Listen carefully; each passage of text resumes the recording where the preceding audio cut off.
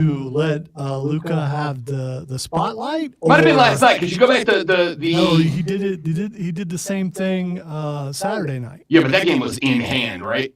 Yeah, but that game's in hand. He left with seconds left instead of sticking around for the interview. They have an interview. Oh, you mean leave the floor? As in, like, we won. I'm going to the locker room. Yeah, he's leaving before time ticks out. It's happened twice now. I don't know. I'm gonna be honest. I didn't see the end of last night's game. I saw most of it. I watched it this morning, and I watched the entire fourth quarter this morning, and that's two Lakers games in a row that I've watched where LeBron, they show him leaving, heading to the locker room with seconds still ticking off, and they're purposefully showing him leaving, obviously, to point out that maybe there's a problem, or that I don't know, is it disrespectful? Is he leaving so Luka can get the interview? Is so there's no awkwardness while they're trying to figure out who to interview? I mean, I don't know why, but it's twice now. I think last night I'd probably say it's let Luka be the shine last night, right? Like, he gets his first crack at his old team, turns in a triple-double, BT Dubs. Pretty good night for Luka. I'd say maybe that's the case. I don't know about the game before that. I would say last night I could understand that being the case. Like, let's let this man have his shine. It's obviously controversial. Obviously, Luka, I think, playing with some pretty upset feelings last night. I don't think any of us thought that he wanted to leave Dallas. He had just bought $16 million house and had been talking for his entire career how he wanted to be Dirk Nowitzki. Lots of hugs after the game, too, from all of his former players. I don't think the boys have an issue. Including Kyrie was hugging him for a long time. So. I don't think the boys have an issue. I think the issue is 130,000% between Luka and Nico. But that's what I said coming into this. Like, the first time these teams got together and played, in fact, I wish I would have. I didn't listen to my own advice. Was a little busy yesterday afternoon, didn't get an opportunity to make the move I wanted to make, which would have been Luka Doncic to record a triple-double. So, we talked about this when he signed over. I had a handful of predictions. Number one was that the Lakers were going to not just be a playoff team, but the Lakers were going to host at least one round in the playoffs. That's the top 4 team in the NBA's Western Division now with Luka Doncic added. The second prediction that I made was that the first time these two teams got together, Luka Doncic was a guaranteed triple-double. And he ends up with a triple-double last night. Nailed it.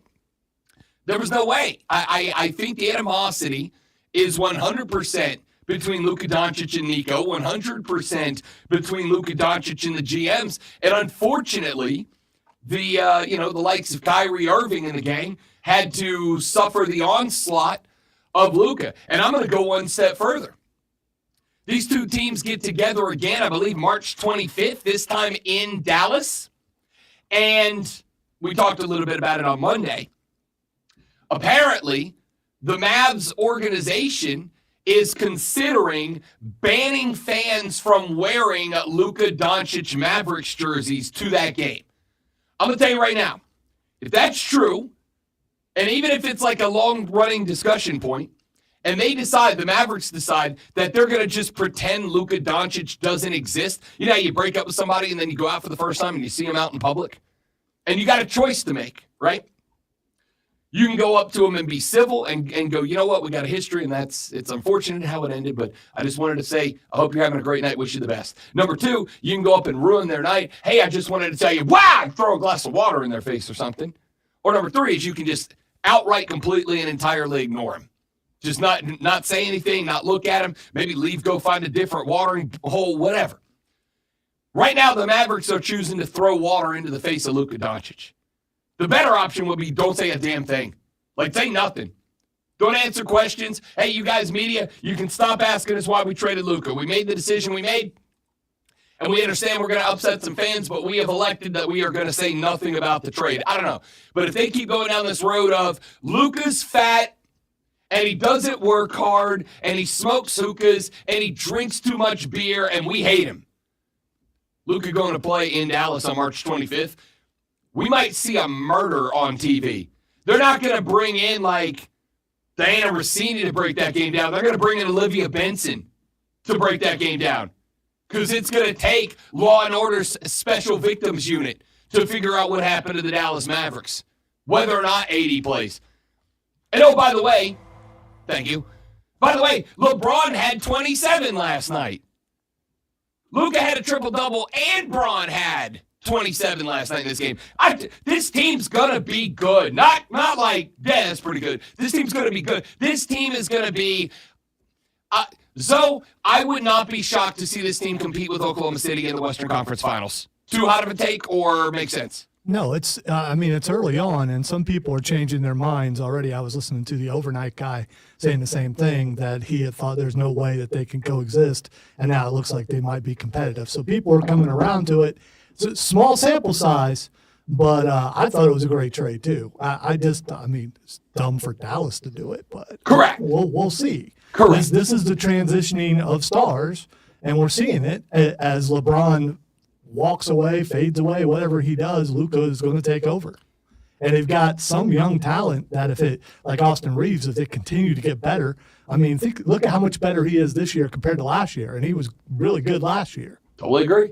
Hey, if they did, let's say they win the title. Let's say they find a way past Boston. By the way, I still think Boston's a better basketball team, just so we're clear. You need to be thinking about the Cleveland Cavaliers. Well, the Cavaliers are pretty good, too. That's a good call. That's a good call. I think Boston's better than Cleveland. I do think Cleveland's got it in them to take them 7 and win the series, but I think it would take an excellent series from Cleveland to get by Boston. I think Boston plays a good series, they win that. But you're right, Cleveland's in that mix as well. Let's say, shock shocks, LeBron James, Luka Doncic, and the Lakers add another star to the floor of Crypto Arena. Let's say they win an NBA title. Does Bron exit stage left at that moment? Does he go, I'm riding out on top? For sure. I think so, right? He accomplished the things that he wanted to do, which is getting to play with the Sun, which he got to do. He's been up with the Lakers with the main. Yeah, good chunk of the season. So, he's been on the floor, so he's played with his son, and going out winning another championship, why not? Yeah, I'm with you. I think that's the case, right? Although, if you're him, depending on how broke down his body is, look at how good he's playing at 40. 27 points last night. 27 and the focus was on Luka.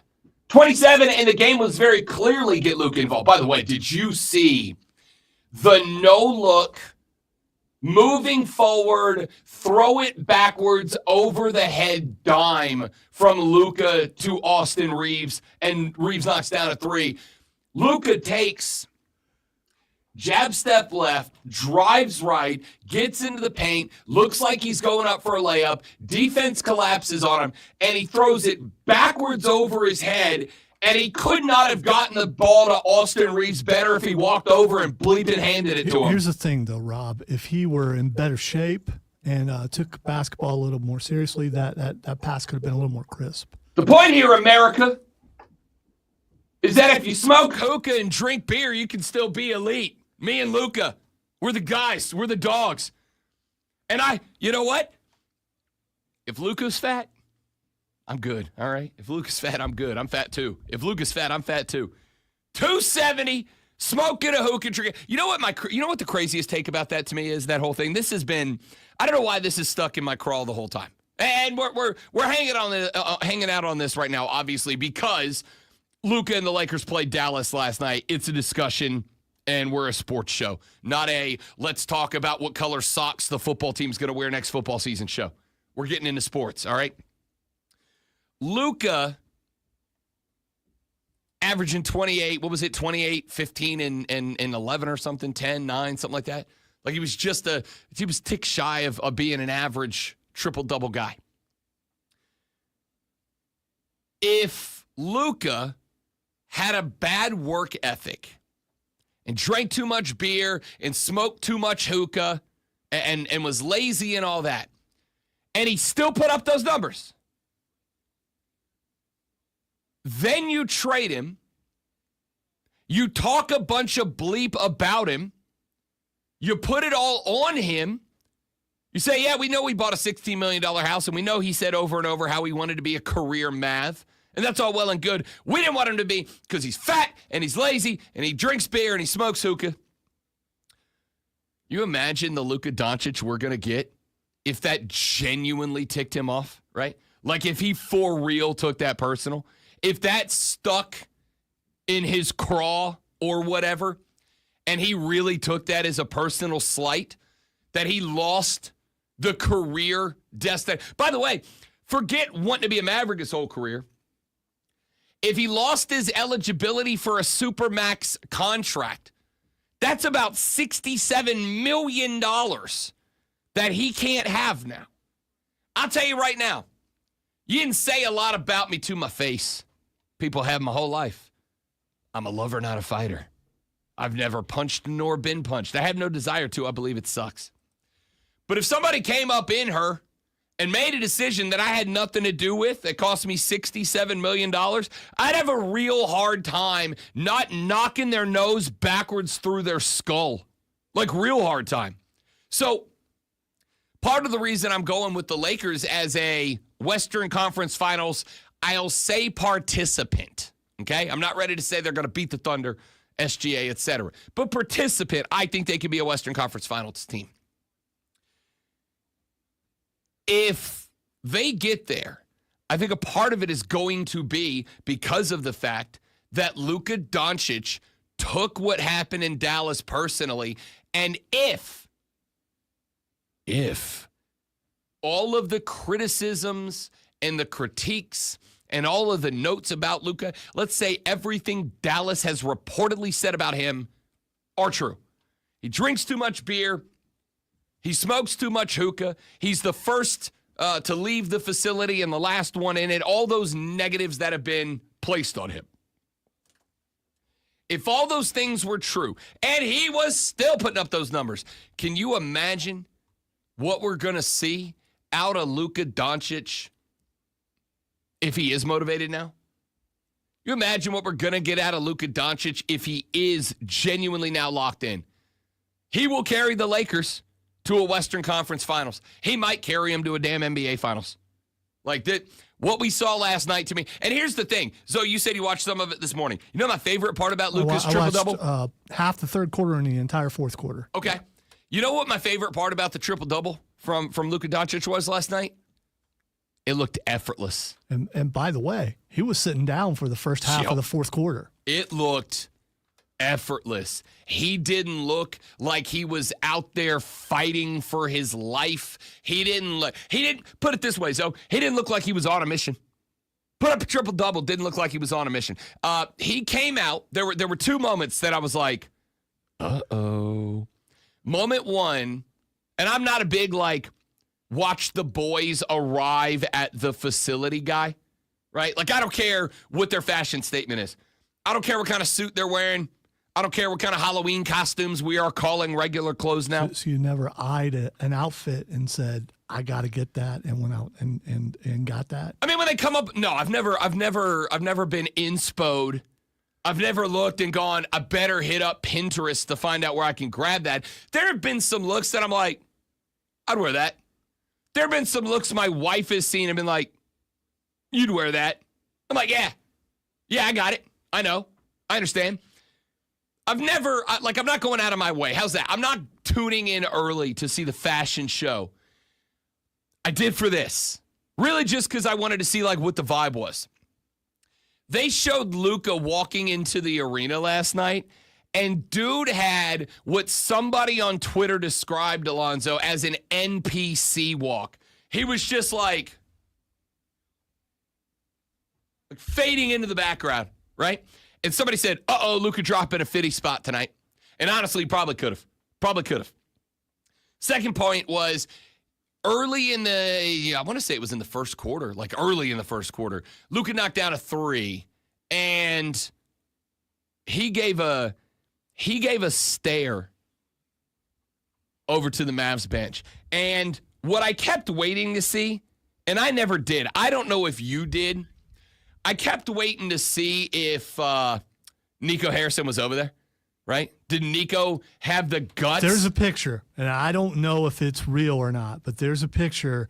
It's behind Luka showing Nico in the audience, and yeah. So if I find it, I'll send it to you. Yeah. Again, I don't know if it's real or not. If it's real, it's hilarious. My question was going into this game, above all else, Will Nico have the acorns to sit in the GM spot next to the bench? Will Nico have the pecans to sit in a spot where he and Luka can get into a staring contest? And I don't know. And I'm almost kind of shocked that in the time that I watched it, nobody really focused or answered that question or showed it or whatever. But I do know at one spot, Luka popped either a long 2 or a 3, and he gave a death stare to the bench. And I'm like, this dude's getting a triple tonight. This dude is 100% getting a triple-double. How did I just pull like $80 cash out of a hoodie that I haven't worn in 6 months? That's mine, dude. I'm sorry. Did you put it there earlier? Yeah, I did. Sweet. I was hiding it. Legit. I just $70 cash that I just found in this hoodie. I haven't worn this hoodie in like weeks. I haven't had to. You know how that looks, though? Terrible. Oh, for sure. I look like an absolute jackass right now. Well, oh, look at me. Left $70 in the hoodie. I don't ever have cash. Bud. Yeah, but you're not like, oh, cool. I found. You're just like, it's just $70. That's just. No, it's very much. I don't ever have cash. I just pulled $70 out of a hoodie I haven't worn in weeks. That's awesome. Today's gonna be a great day. What a day we're about to have, kids. We're starting off on a high. Luka got a triple-double. I just found $70. Life's good. Life's good. You know what? I'm going to consider that. I'm going to consider that my winnings from telling you all that Luka was going to have a triple-double last night the first time he played Dallas. You're welcome. Now I'm welcome. The Rob Brown Show, full speed ahead, 4 hours now, right here on the Fan Upstate.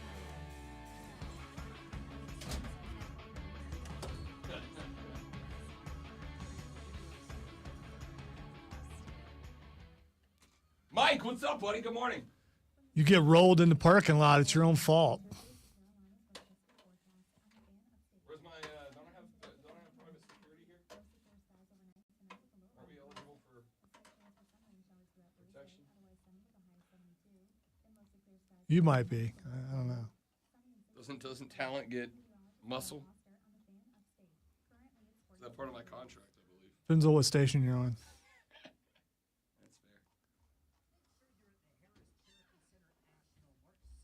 I'm your muscle here, so you're in trouble. I'm just a meat shield. Gotta have one. They're very useful. I played a little Rivals last night, and they added the Thing as a playable character.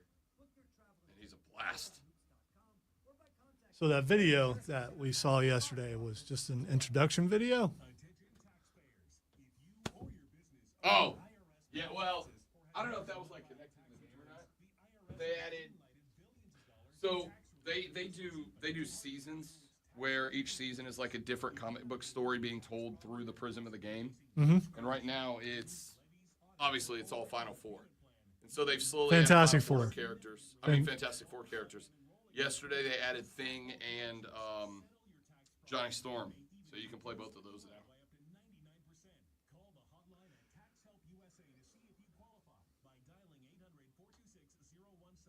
Man, why can't I make this putt?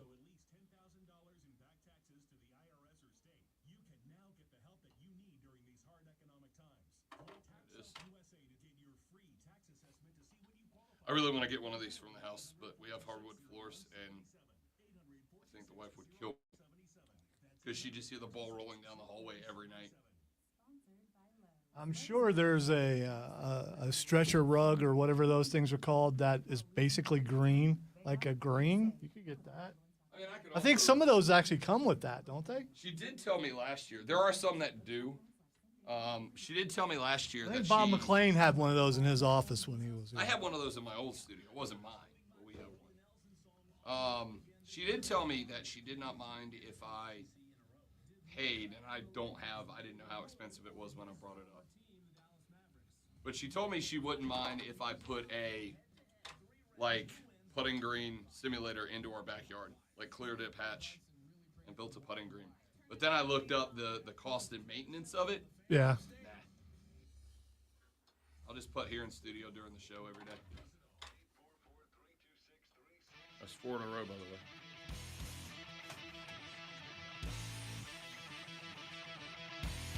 Most impressive.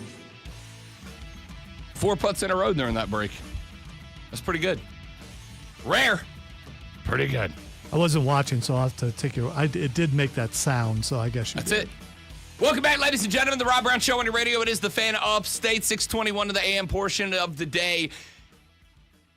Universally liked athletes. How many of them are there? How many universally liked athletes? Just athletes that you don't know anybody who doesn't like them.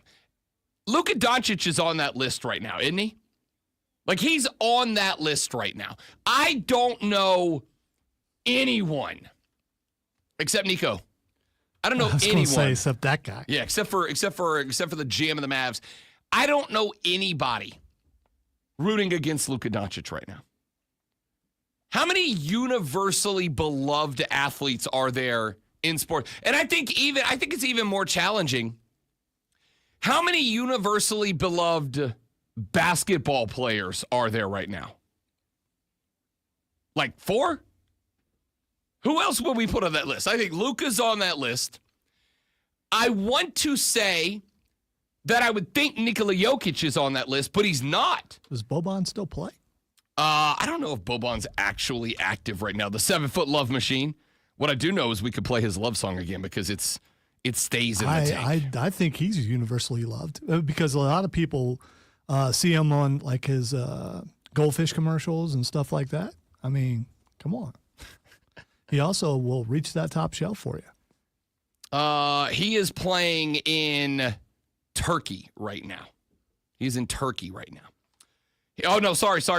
He left Turkey in December and is now playing for the Zhejiang Lions in the Chinese Basketball Association. I think Boban was probably on that list. Nikola Jokic is not. Obviously, LeBron James is not. Kyrie Irving certainly not. He's just fresh in the brain because he had himself a night last night.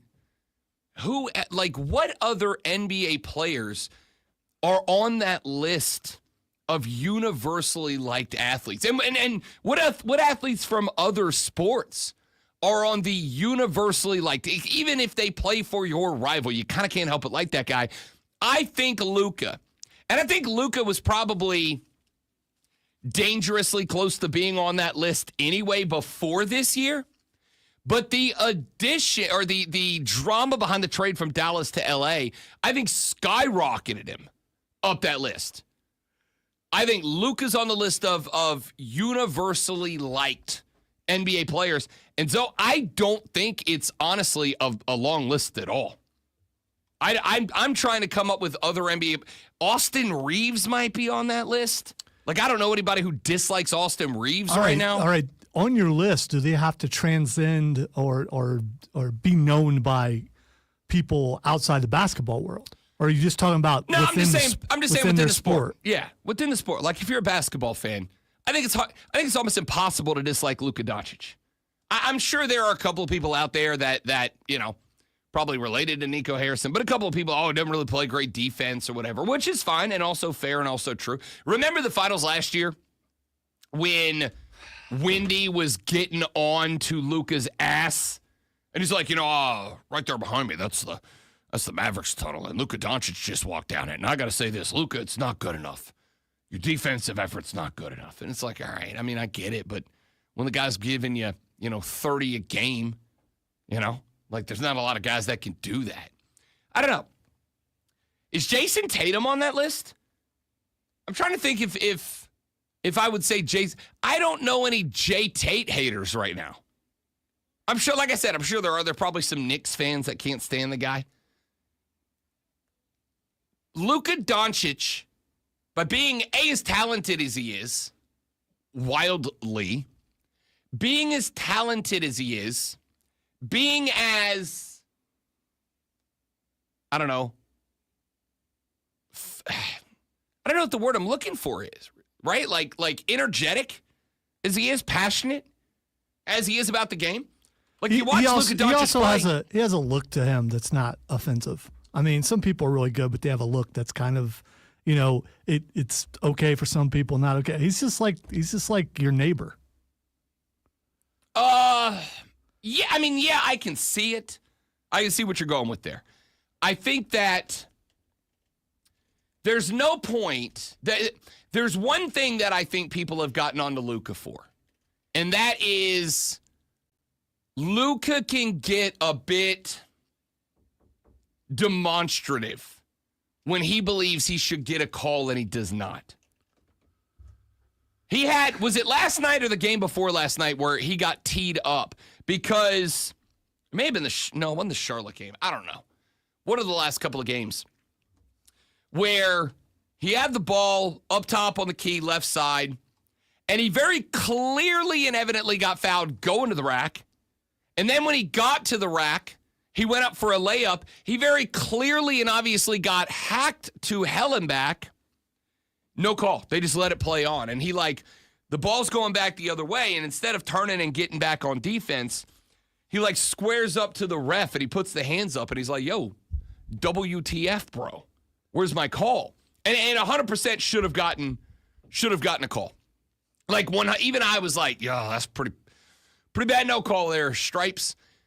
And he got teed up for it. I know there's a lot of people who have gotten onto Luka for being maybe too demonstrative, maybe crying a little bit when he's not getting calls and all that. But I would also point out the way he plays offense, he is absolutely one of the most consistently fouled players in the association. And I don't think he gets calls the way that a lot of other guys get calls. So I get the frustration out of Luka Doncic. So there are some people that bust him up for that to some degree. But I don't know of anybody that, let me put it this way. I'm thinking about, the more I'm talking about this and the more I'm thinking about it. Luka Doncic has got so much going for him right now that he got traded to the Los Angeles Lakers. And people are cheering on, celebrating, rooting for Luka Doncic, even though he plays for the most disliked NBA franchise. I got online last night, Luka Doncic was, for a hot minute there, the number one trending topic on Twitter. His name was being typed into Twitter more than anything else. Because of what he was doing, triple-double against his old team. He plays for the Lakers, the most disliked franchise in the National Basketball Association. And just about everybody last night was Team Luka. Are they the most disliked franchise in the NBA? Are they really? Yeah. I always thought that was the Knicks. No, Knicks are probably in that discussion, but the Knicks have been so bad for so long that I don't think people harbor the hate that they do for the Lakers. You also add in the fact that you get a 2-for-1 in hating the Lakers and that you get to hate LeBron too. And that's a very attractive reality for a lot of people. When did this Laker hate start? It's I don't know, for as long as the Lakers have been consistently the golden child of the National Basketball Association. It's the same way people hate the Chiefs right now. It's just that the Lakers have kind of always been the golden child of the NBA, and the Chiefs is a relatively new phenomenon. People have always hated the Lakers. I hate the Lakers, just so we're clear. Can't stand them. I absolutely do think that they get a heavy level of unfair treatment that the rest of the league does not. But at the end of the day, I like Luka so much. I have enjoyed Luka Doncic's career so much. When he became a Laker, what I should have done is come in here the next day and go, it's a conspiracy, right? Because there's no world, the trade itself doesn't make sense. And just so we're clear, it's not just LA. If they would have sent him to any team for a good player, but an aging, consistently banged up player and one first-round pick, I'd have come in here the next day and been like, that's a dumbass trade. That's a real bad trade. What are we doing here? When it's with LA, that's the type of trade that people grab a microphone the next day and they go, we're just doing the conspiracy in the open now, right? We're just doing the conspiracy. This is my favorite thing right now about really everything. Like, I don't think you need to deep dive conspiracy theories anymore. I think people are just doing the stuff right out in the open because we're so focused on chemtrails and the flat earth that people are doing the evil stuff right out in the open. And that should have been the takeaway. Chemtrails are real. We're watching it happen. And I should have come in here the next day and I should have said, this is a conspiracy. This is a way to make sure that the Lakers have the golden child. This is a way to make sure the Lakers have the post-LeBron future secured. This is a way to make sure the Lakers are set for another decade of being a premier franchise in the NBA. So you should have did what most people were doing on the air and you followed that trend? Here's the thing. And I'm not saying nobody was, because I know that there were people. Oh, there were a bunch of people saying that. Oh, no, LeBron, there's no way LeBron didn't know. He orchestrated this. Whoa. Not LeBron. Wait. Stuff. Not LeBron didn't know. Not LeBron didn't know. The Lakers robbed the bank, and we all watched him walk out with the big brown sack with the money sign printed on it. It's not that the trade happened. It's not whether or not LeBron knew or didn't know or whatever. It's the fact that the Lakers got a 25-year-old international superstar who averages 28, 12, and 9 or whatever it was, and they got him for street clothes Anthony Davis and 1 first-round pick. Kevin Durant got sent out of Brooklyn. Brooklyn has 50 years of first-round picks to sit on. For Kevin Durant, Luka Doncic went for Max Christie, Anthony Davis, and a first-round pick. This is a trade that if it happened in a vacuum,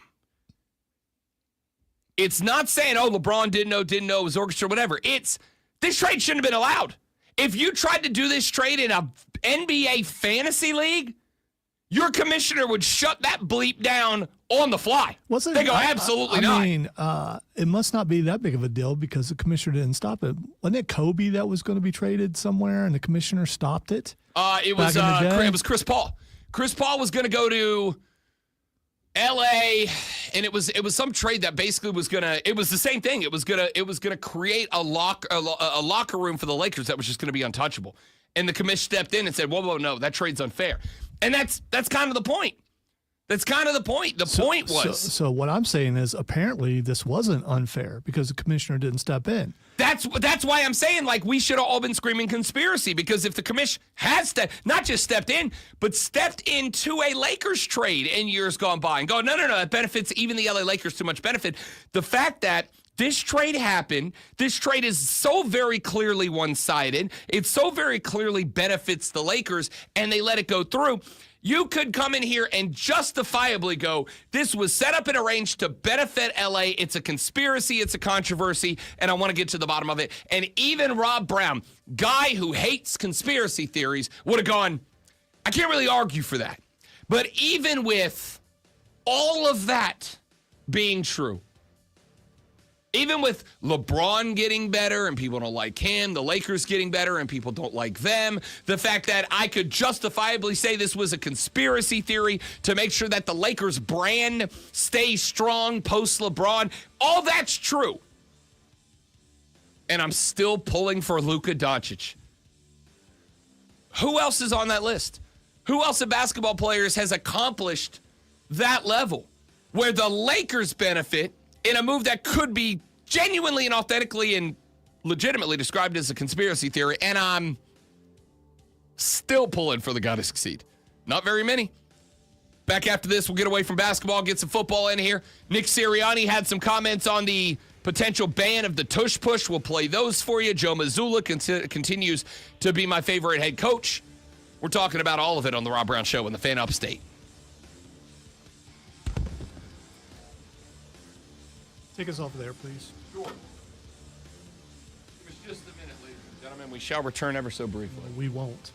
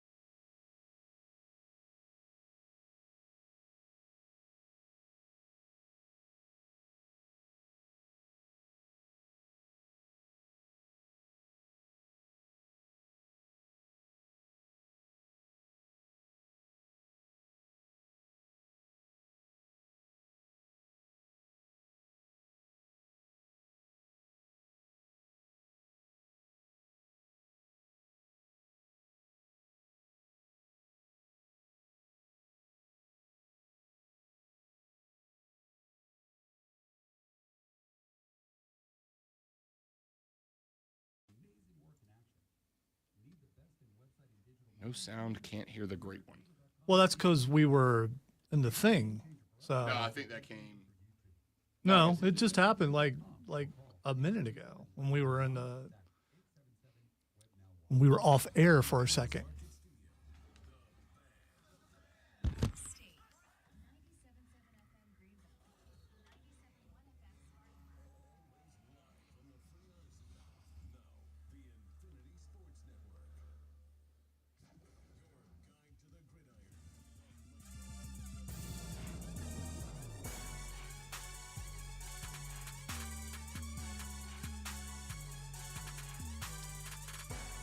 Welcome, ladies and gentlemen, to Peak Off-Season Radio.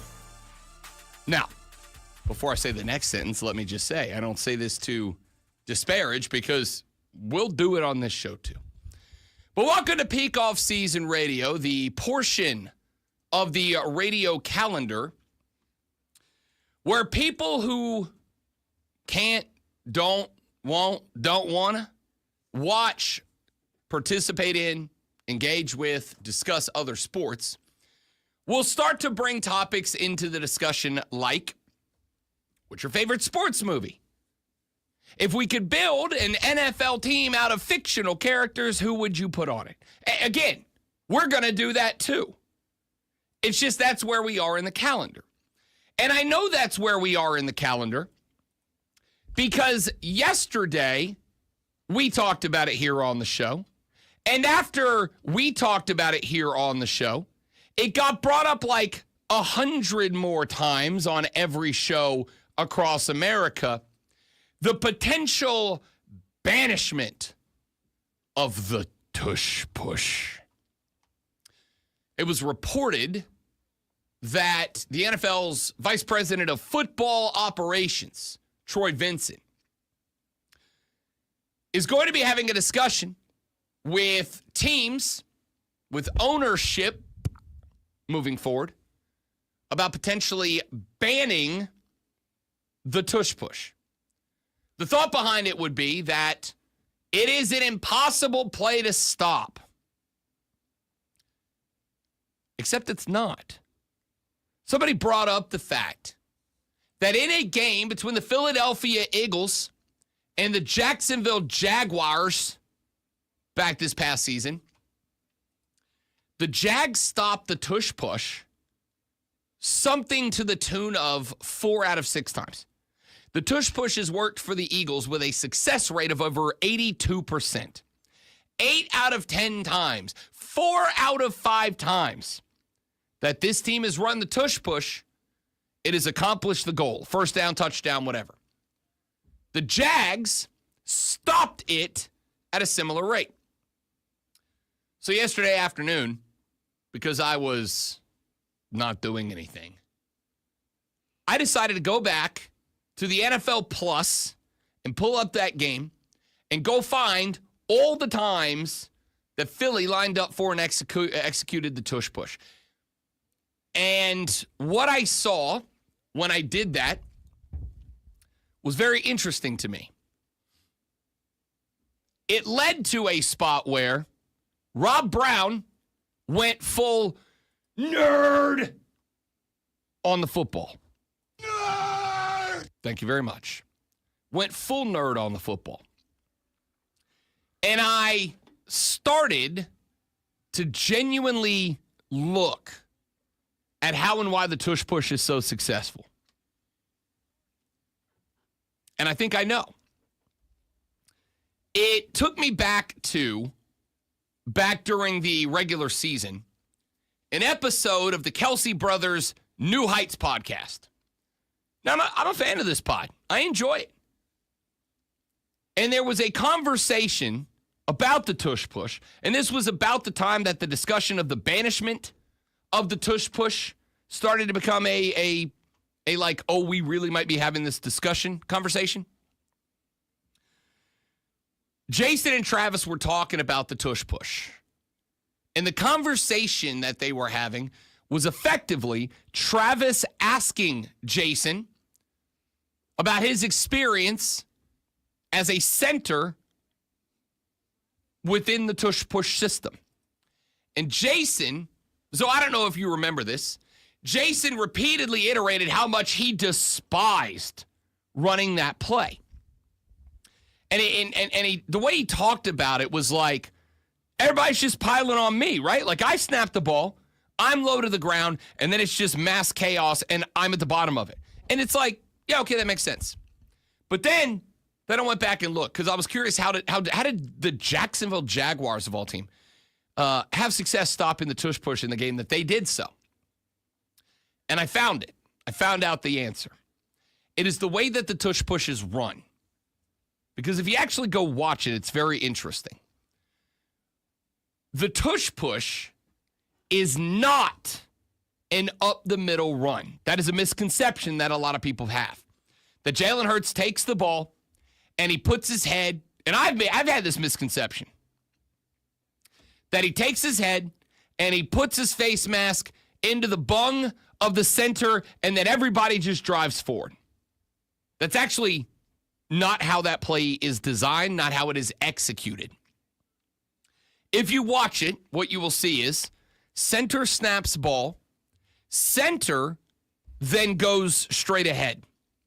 The left guard and the left tackle both actually take a step to the inside, right? So it's if they're cutting off, the guard cutting off the A gap, the tackle cutting off the B gap. It's an outside run block style. But they take a step right and then drive ahead off their back leg, off their left leg. And if you watch, the offensive guard will put his shoulder into the thigh in the side of the center, and then utilize him as a brace, like on a special teams kick, like on an extra point, right? You watch an extra point. That guard gets into a position, and when the ball is snapped, the side of his head goes onto the thigh of the center, and he wraps that arm around the leg, and they hang on for dear life. It's that. The left guard braces into the center, utilizes him as a pushback, as a framework, and then they push forward. The left tackle does the same to the left guard. Takes that hard step to the right, gets linked up and into contact with the guard. They move together as one. They both press into the center, and then all three move forward. Well, because there's two grown-ass men pushing into the center has to have a brace. So what happens? As he goes forward, the right side of the offensive line will also brace into him. So basically they create, y'all watch 300, do you remember 300, that movie with Leonidas, Gerard Butler? And that was a point in time where everybody in America learned about the phalanx, right? The Spartans would form that triangle with shields out front and spears. And the front line's job was not to attack. The front line's job was to brace with their shields against the enemy. The guys behind them with their spears would reach through and poke and stabby and make the dead guys. And then every now and then, when a guy in the front recognized there was a window, he would lift his shield. He would hit one. Guy behind him, throw that spear out, then he'd bring that shield back down. And they all brace against each other. That's what they do. And then if you watch Jalen Hurts, he takes the snap, and there's about a quarter of a second there. About a quarter of a second there that he will delay with the football, and then he goes forward. But what he is allowing to happen is for the left guard to get into the space where the center was, tuck in behind him, and they push that phalanx forward. And then Jalen Hurts takes just the smallest step left. Then he tucks in the crease between the guard and the center. The tush push is an off-guard play. Everybody has talked about it as if it is just a quarterback sneak. It is not. It is an off-guard, B-gap, quarterback draw. It's just a very fast draw. The Jags stopped it by doing what other teams have failed to do. And I'm almost kind of, honestly, I'm not almost kind of shocked. I'm fully shocked by this. You know what the Jags did to stop this play, at least the way that I broke it down, the way I saw it yesterday? Remember yesterday we talked about Chris Jones and how he got his neck hurt trying to stop the tush push. And I pointed out it's because if you watch the start of that play, Chris Jones, who was playing defensive tackle on the right side, he is quite literally lined up where the football goes on the tush push. In this way, he angles about 40 degrees towards the center. And when the ball is snapped, he dives where the center's going. You know why the Chiefs couldn't stop the tush push? Because the guy who is where the ball's coming was quite literally taking himself out of the play. He was going with the guard, with the tackle, to the center. That's what they want. I want you going after the center. I want you in the A-gap because that's not where we're running the ball. And Jones, by taking that deep angle, right? Lonzo's the quarterback. He's facing this way. Well, where's the quarterback going? Here, where I am. But I'm facing this way. I can't get there. The Jags were doing something totally different. What the Jags were doing, and I saw this in this replay yesterday. I watched them stop at the tush push like 12 times yesterday. The Jags were taking their tackles. They were putting one heads up on the center, but they were putting the other one in the A gap and then having the defensive end walk into the B gap or a shade B. So just on the nose, or on the tackle's face or to the inside of it. And they had them 4-point stance and firing straight up the football field. So they were actually successful, repeatedly, in knocking the guard and the center off of their line, right? They want to take that, bang, quick step to the right, get onto the hip of the guy to the inside, tuck in, press against them, and then everybody just pushes on the guy to their right, and the defense goes with him. But the Jags weren't letting them do that. As soon as the ball snapped, the guy lining up center guard is chipping both of them. The guy lining up on the tackle is pushing into him. They are not allowing the guard and tackle to get that quick step to the right, tuck in, and push a phalanx up the middle. And so what was happening is Hurts is taking the snap. He's taking that half step back. That's why I call it a quarterback draw. Taking that half step back. And when he goes to the left, the tackle and the guard have not been able to get to the center and form that phalanx that they're trying to do.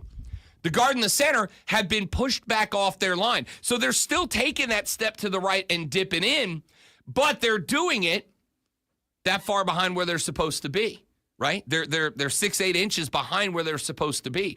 And so when Hurts takes that draw step and then he pushes left, when he takes that first step of a run, he's already in contact with his offensive lineman. Now they have the problem Chris Jones had in the Super Bowl. They got to go that way. But because of the D lineman attacking ahead and then stepping to the right, they're getting pushed that way. They need to be generating forward momentum, but they're moving towards the center, and the force from the D lineman's pushing them back. So when Jalen Hurts takes that first step, bang, over to where the guard center are supposed to be, moving right and forward, they're just moving right. He's running into a wall of green there, and that wall of green does not have forward momentum. The Jags eliminated that for them. So Jalen Hurts is hitting a wall, and I don't care if he's got two running backs pushing him. D linemen and linebackers stacking up at the ball when the offensive line is moving right and not forward are going to win that battle 100% of the time. It was fascinating when it was pointed out to me that the Jags stopped the tush push to go look at it and go, they used exactly what the Eagles do, just in reverse. They did it the other way. The Eagles did this in order to generate that old F equals MA equation we all learned about in high school physics. They just did it the other direction. And they took advantage of what the Eagles do on that play and beat them with their own nerdiness. And I was all in for it. All in for it. All right, we got to run to a top of the hour break. When we come back, water cooler cheat sheet, top 3 sports stories that you need to know as we roll on this beautiful Wednesday. The great one, Lonzo. Speaking of beaut, going to be an absolute beaut reading this sports flash. Yay. Hockey. The Gamecock baseball squad picked up a 14-4 7-inning win over Gardner-Webb at home yesterday. Jarvis Evans was credited with the win, allowing 3 hits and 2 runs over 2 innings. Nathan Hall had a pair of hits and 3 RBIs. Jasa Wata had a pair of RBIs on a 3-for-4 day, and Nathan Hall had 3 RBIs at it. South Carolina and Clemson will play a 3-game series starting in Clemson Friday at Ford Field Saturday and wrapping up in Columbia on Sunday. Luka Doncic took on his former team, the Dallas Mavericks, for the first time as an LA Laker and made the most of the opportunity, recording a triple-double with 19 points, 15 boards, and a dozen assists, and a 107-99 win. LeBron James led LA with 27 and 12 rebounds of his own. Kyrie Irving had 35 for the Mavericks.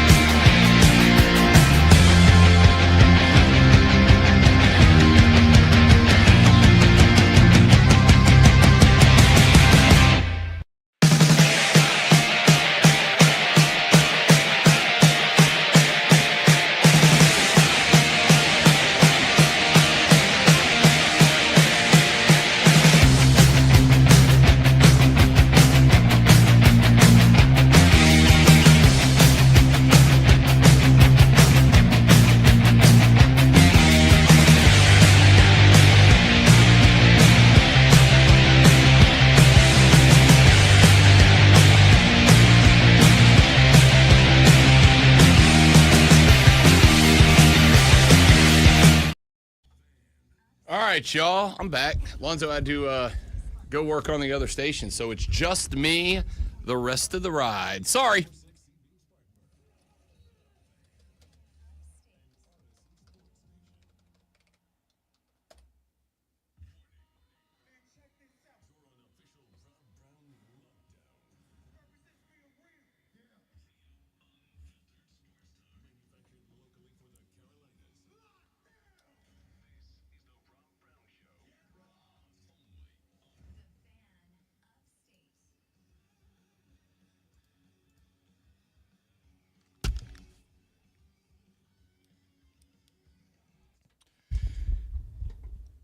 That was unnecessarily loud. Welcome in, ladies and gentlemen, the Rob Brown Show back on your radio. It is the fan upstate. I'm Rob Brown.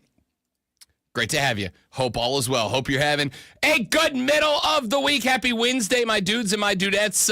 Unfortunately, due to some issues beyond our control and circumstances, the great Alonzo had to step away for the remainder of the show. So, your boy, carrying you solo through the remainder of the AM, and more than not just willing, not just capable of doing so, but I'm damn good at it, all right? So you're riding with your boy for the rest of the ride, and we got a lot we got to get to, a lot we got to talk about. We had some conversation ongoing surrounding the tush push and the potential banning of that play down the line. We're going to talk about that coming up later in the show because Nick Sirianni had a take on it yesterday that I wanted to get into a little bit. We'll talk more about the tush push. I've got, coming up here in a little while, we talked a little bit about Luka Doncic. Triple-double last night. Triple-double last night in his first time playing the Mavericks since old Nico sent him out to Los Angeles, California, to be a member of the LA Lake Show. I asked the question back in the first hour because peak off-season radio, baby. I asked the question back in the first hour, and I will continue to do so today. What athletes, if any, what athletes do you think have made the list of unanimously liked, unanimously appreciated? Luka Doncic, I think right now, is on that list since he got shipped to Los Angeles, California. I genuinely don't know anybody who is anti-Luka right now. Honestly, like I was talking about this with a couple of buddies late last night during that last game. Luka Doncic goes triple-double. And I asked all of them, I said, are any of you guys anti-Luka right now? Are any of you guys rooting against Luka Doncic? There were 7, me and former frat bros that are still friends of mine. There were like 7 of us in this group thread watching this game last night. And I asked all of them, I'm like, are any of you anti Luka Doncic? Are any of you rooting against Luka Doncic? Do any of you want to see Luka Doncic fail? And after a very long conversation, we came to the conclusion that not only no, but like we don't know anybody who is pulling for Luka Doncic to not succeed, whether it's with the Lakers or anywhere else. There's nobody that seems to be against this guy. And I think that's very interesting, to be honest with you.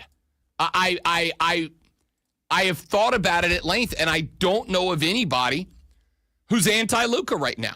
What other athletes do we put on that list? What other athletes have made it to the level of there's no one that dislikes them? There's no one that's anti them. Is Joe Burrow on that list? I honestly don't know anybody that dislikes Joey B. He just seems like a likable dude. I don't know if there's other I know Josh Allen's not on that list. I know Lamar Jackson's not on that list. Obviously, Patrick Mahomes is not on that list. Up until probably the last year or two, I thought Travis Kelce was on that list. I don't know if Travis Kelce is on that list right now. Who else is on that list of athletes that are just like consensus unanimously liked? Because I don't think it's a very long list. So we're going to talk more about that over the course of the show. It is 7:06 in the AM portion of the day. You have got less than 54 minutes until you've got to be to work. Also, is my oh there! Yay! My sound works. Huzzah! Just a sexy boy. That makes me feel good. That makes me feel good. All right, 53 minutes now until you got to be to the office, which means you're going to be talking about some sports. You want to talk about sports? Of course you do. You're going to talk about sports when you get into the office this morning. And if you're going to talk about sports, you got to know what's going on in the world of sports. You got to know what's going on in the world of sports. Ladies and gentlemen, you need this. Are you ready for the playbook of the peculiar, the almanac of the absurd, and the encyclopedia of the extraordinary? Well, you better be, because we're diving headfirst into the 3 top stories that will have your coworkers saying, "You hear that?" even before they take their first bathroom break. No. Here we go. Welcome to the water cooler cheat sheet on the Fan Upstate. It is the water cooler cheat sheet. The top 3 sports stories that you need to know before you get to the office and start talking sports with your coworkers or your boss, or maybe with your buddies on a text thread because you don't really care about your job all that much. Whatever the case might be, this is what you will be talking about. Let's get to item number 1. Glug, glug, glug. Glug, glug. I don't have the sound effect. Lonzo does. That's on his other account. I can't get to it. So you'll just have to imagine. Okay. Item number 1, over to the National Basketball Association. Luka Doncic squaring off with his old team, the Dallas Mavericks, for the first time since he was sent by the Big D, and I do mean Dallas, out to Los Angeles, California. And yes, indeed, Luka Doncic made the most of the opportunity. A triple-double last night recorded by the newest member of the LA Lakers. Luka ended up with 19 points, 15 boards, and a dozen assists added to the score sheet last night. LeBron James led the Lakers with 27 points. He also had a dozen boards, 3 assists, and a steal. Luka had 3 steals and 2 blocks on the night, as well, as if the 19, 15, and 12 wasn't enough for you. Kyrie Irving had himself a night for the Dallas Mavericks last night. Did have 35 on 12 of 27 from the floor. 22 for Klay Thompson. No other Maverick had more than 10. Kessler Edwards had 4. PJ Washington in a starting role for the Mavs did not score in the game last night. 0 for 9 from the floor, which is certainly good enough to not win the ball game. The Lakers did. Luka Doncic gets his shot back. By the way, +8 in the plus-minus category. Rui Hachimura, he's a fun player to watch play. 50% shooting from the floor, had 15 points, was +19 in the plus-minus category. Look, you're not going to get a bunch of Lakers scores in the water cooler cheat sheet. I do my best based on my consistent complaints about the fact that the big talking head networks are constantly doing their darndest to ensure that the Lakers and the Cowboys get time on the air every single day. I do my best not to do that to you. This isn't a Lakers score. This is a Luka Doncic score. This is a Luka Doncic Bleep You America tour score. And, hey, got what he wanted. Triple-double last night for the former Mav. We'll talk more about that later on in the show. Let's get to item number 2, glug. Diana Taurasi stepping away from the WNBA after 20 seasons in the league. The 42-year-old, one of the most decorated players in all of basketball history, has called it a career. Not only is she the WNBA's all-time leading scorer with 10,646 points, she is the only WNBA player so far to surpass the 10K mark in scoring. She did it over 565 regular season games, scored another 1,476 points in 72 playoff contests. She led Phoenix to WNBA championships in 2007, 2009, 2014. She is a 5-time WNBA scoring champion, a 14-time All WNBA All WNBA selection. She was the league MVP in 2009, the finals MVP in 2009 and 14. She is the WNBA's all-time leader in three-pointers made with 1,447 in the regular season and in the playoffs with 215. She is also a six-time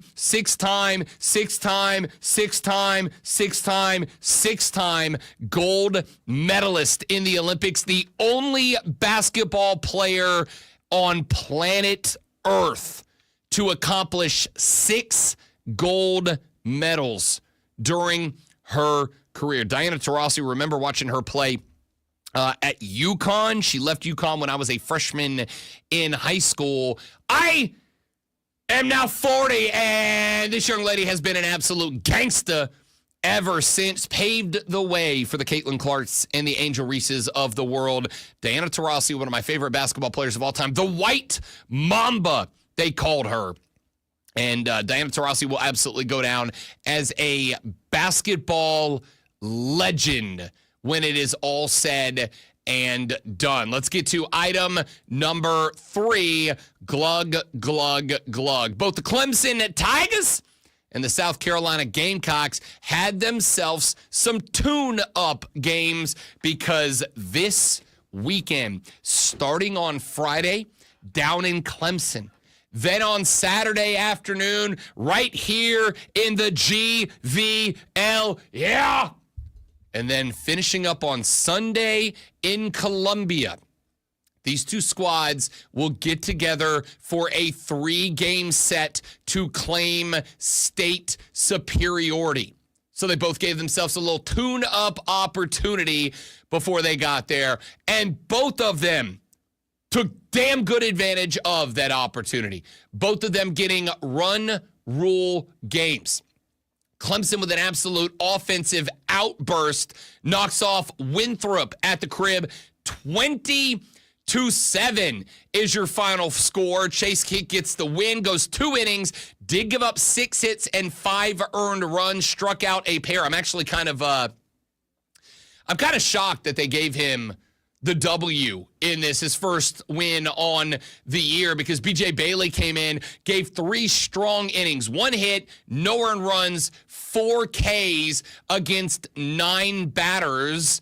He gave up 6 hits against 12 batters, so I don't really know how he got the win, but hey, I'm not a scorekeeper. It doesn't matter. Out on the plate, a 2-for-3 day with a pair of ribbies for Dominic Listy. Tristan McClatty went 1 for 2, but he drove in 4 RBIs. For Josh Pano, he went to the dish 4 times, got 3 hits, drove in 4. Jacob Jarrell also had 4 RBIs on a 1-for-4 day. The bats were hot for the Clemson Tiger baseball team. They will see if they can keep it that way when they start the 3-game set against the South Carolina Gamecocks, who also got a run rule victory at the crib yesterday. 14-4 winners over Gardner-Webb. Off of the bump for the Gamecocks yesterday, the win goes to Jarvis Evans. Had 2 innings of relief work, gave up 3 hits, 2 runs, struck out 1. against 8 batters. Jackson Susie had 8 batters faced as well. He was the starter. He went 2 innings, gave up just 2 hits, 2 runs, only one of them earned, walked 1, K2, but Evans gets the W from the dish for the Gamecocks last night. Nathan Hall went 2 for 4 with 3 RBIs. Jace Wadat went 3 for 4 with a pair of RBIs. 2 for 4, Ethan Petrie. Ethan Petrie had an RBI as well. A lot of other Gamecocks with an RBI. The 3-game set between Los Tigres and the Fightin' Chickens will get started off Friday at Clemson. They play a Saturday afternoon at Fluor Field downtown Greenville, South Carolina, and then they resume and finish it up on Sunday over in Columbia. We will have the results of that 3-game set on Monday's edition of the Rob Brown Show. We run to a break. We come back here in just a minute from right now. We have got plenty we need to get to.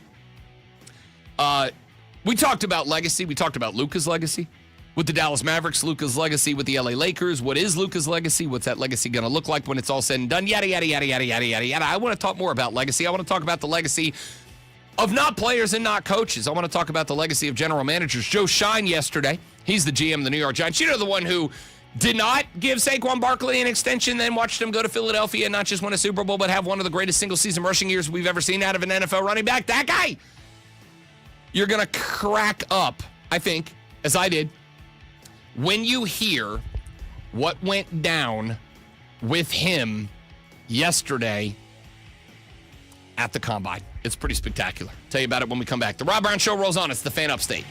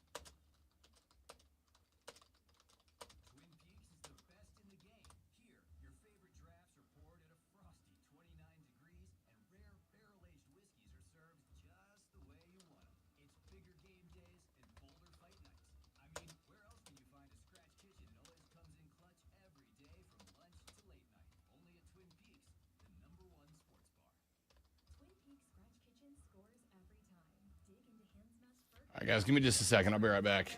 Unfortunately, I have to take some extra stream breaks today based on running the show by myself, BRB.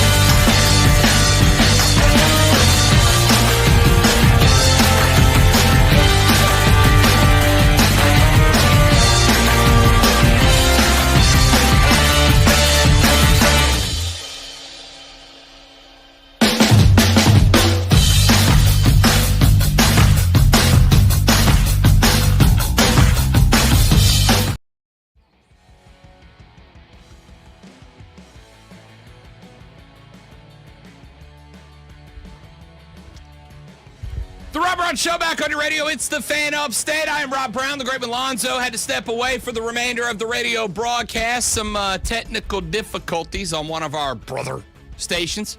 So he had to go be a hero elsewhere, which means you're getting me solo for the rest of the ride. And you are welcome or I'm sorry, whichever is more appropriate in this case for you, dear listener. A lot of sports to get to as the show rolls on. You ever made a mistake that haunted you? You ever made a mistake that just followed you around for a very long time? You ever made a mistake that you never hear the end of? I did back in 7th grade playing basketball. Meg's Middle School. John Gaskin was our head coach. I'll never forget it. I don't know why this is a core memory of mine, but it is. Playing a game against Bruner Middle School, one of our rivals. Rob Brown, first year playing, I obviously played youth sports up till that point, but first time playing on an organized team, right? Middle school basketball, coming down the floor with the ball, slipped, fell, absolutely ate hardwood, bang, straight down on my back. Got up, lost the rock, transitioned back to defense, took one step, hit the exact same wet spot, bang, went down a second time. It led to my middle school basketball team creating a nickname for me that stuck with me for the rest of my middle school and high school careers. And no, I'm going to not tell you what it was, because as much as I love you, dear Armada members, I also know you. And I know that if I tell you what that nickname is, it's just going to become my nickname. And I don't want that. So I'm not going to tell you. But that was a mistake that stuck with me for a very long time. There have been others. There have been plenty of them, some that I still live the consequences for. But what I can say is that, as far as I'm able to tell from what the whole me being me thing, I haven't hit a point yet that's quite what Giants general manager Joe Shine is having to deal with. Yesterday, the NFL Combine started. Yesterday was a day in which general managers and head coaches and owners and yada, yada, yada got in front of a microphone and answered questions from the media, including Joe Shine. The audio that I'm about to play you, dear listener, is the first thing that happened when the GM of the Giants took to the podium. The first thing that happened when this guy grabbed a mic to open up his portion of Media Day. How's everybody doing? Hey, Joe, I know it's been a year, but looking back at the decision to let Saquon walk in free agency, how do you view that, and do you regret not resigning him? Yeah, I'm happy for Saquon. Obviously, went on to win the Super Bowl, and we wish him nothing but the best. Always going to evaluate all the decisions you make, and we were at a different place in our build. And, again, love Saquon and wish him nothing but the best. My dude grabbed a mic, said, "How's everybody doing?" How's everybody doing? And immediately got hit with a Saquon Barkley question. So, Joe Shine, How's everybody doing? not great. Well, actually, How's everybody doing? we're great. Not so much you. That sucks for this guy. That sucks for this guy. This is just his legacy. How's everybody doing? Not awesome, Joe. At least you're not. This is this cat's legacy. Saquon Barkley went on, had a year for the Philadelphia Eagles, won a Super Bowl with the Philadelphia Eagles. And all that is going to be remembered of Joe Shine's career is that he allowed it to happen. That's it. That's it. Mike Ditka was the GM of Your My Our New Orleans Saints a long time ago. Sorry, was the head coach of Your My Our New Orleans Saints a very long time ago. And you will all remember, at least those of you who are my age or older, and will be able to recall, he really wanted Texas Longhorn running back Ricky Williams as a New Orleans Saint, to the point that he ended up making one of the largest and most ridiculous trades that has ever been made in the NFL. in order to acquire Ricky Williams. Mike Ditka made a trade that gave away the Saints' next 3 drafts. Sent their entire slate of draft picks for 1999 and 2 picks from the year 2000 to move up to the 5th overall selection and select Ricky Williams. That ended up being a first-round pick in 99, a third-round pick, a fourth-round pick, a fifth-round pick, a sixth-round pick, a seventh-round pick, a first-rounder in 2000, and a third-rounder in 2000. It was one of the most lopsided trades in the history of the National Football League over a single player. Of course, you will all remember the famous picture on the ESPN magazine that came out a couple of weeks later with Mike Ditka dressed in a tuxedo and Ricky Williams dressed in a wedding dress. Now, I don't care that Ricky Williams was wearing a wedding dress, whatever. It was Ricky Williams. He was always a little bit out there. I'm good with that. It was more along the lines of, this is embarrassing as bleep for my football team. Not the not the star running back in a wedding dress. Again, don't care. More along the lines that we gave up 8 picks, including 2 first-rounders, 2 third-rounders, a 4th, 5th, 6th, and a 7th for the guy. To me, that's Mike Ditka's entire legacy, right? It's not his time playing for the Chicago Bears. It's not his time coaching for the Chicago Bears. It's not his time winning Super Bowls for the Bears. It's not his time as a Hall of Fame linebacker for the Bears. In my brain, what I will always and only be able to remember about Mike Ditka is 2 things. Number 1, the pure, unadulterated love that the SNL superfans had for him. Coach Ditka, who would win in a fight? A Hurricane or Mike Ditka? What if the Hurricane's name was Hurricane Ditka? Good question, Bob. And the fact that he tanked my New Orleans Saints. Tanked him for Ricky Williams. And again, Ricky Williams was a fine running back. I think Ricky Williams was a better running back than he gets credit for. But he wasn't 8 draft picks, 2 first, 2 thirds, a 4th, a 5th, a 6th, and a 7th. Good? He wasn't that good. That's the legacy. Joe Shine is forever and always and only going to be known for the rest of his career as a dude who lets Saquon walk. And don't get me wrong, John Mara, the owner of the Giants, deserves some credit for that too. But talk about a legacy.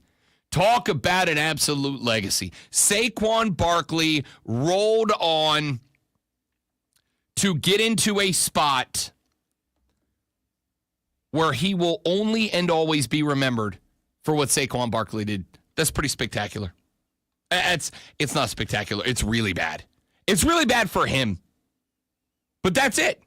That's the legacy. My man got in front of the mic. How's everybody doing?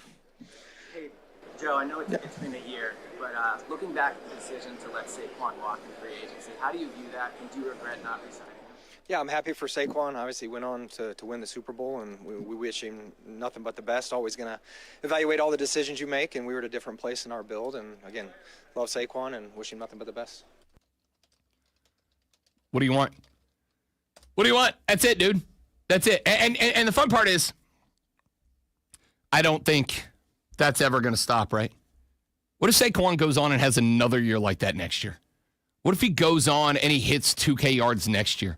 What happens if he goes on and has another Hall of Fame year next year? You think that's ever going to stop? No.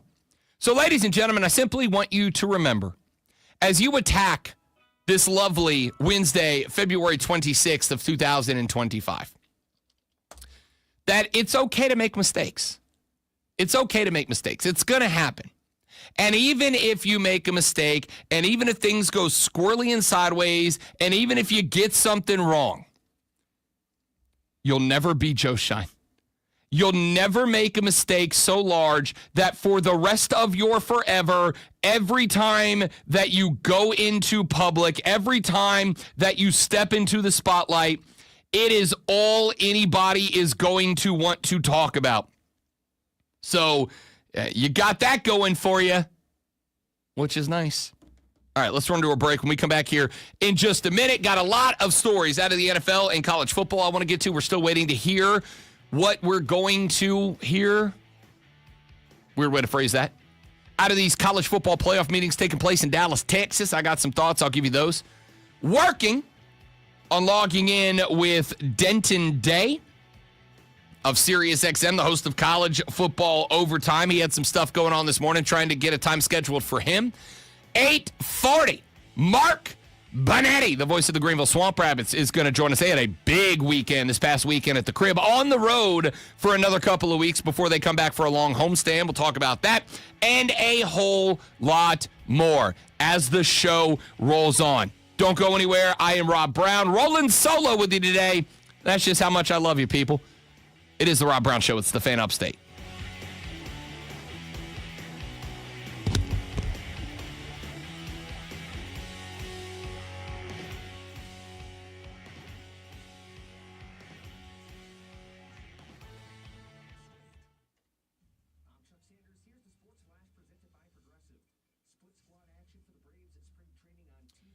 All right.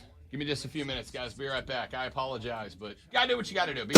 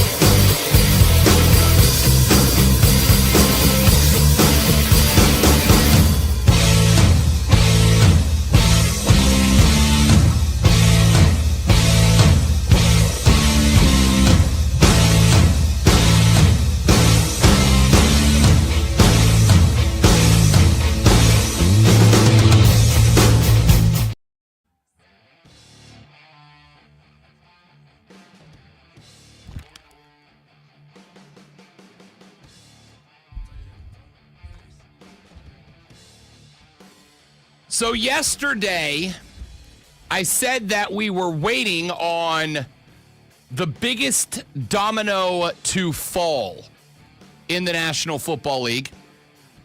And that domino, in my opinion, was Samuel Darnold.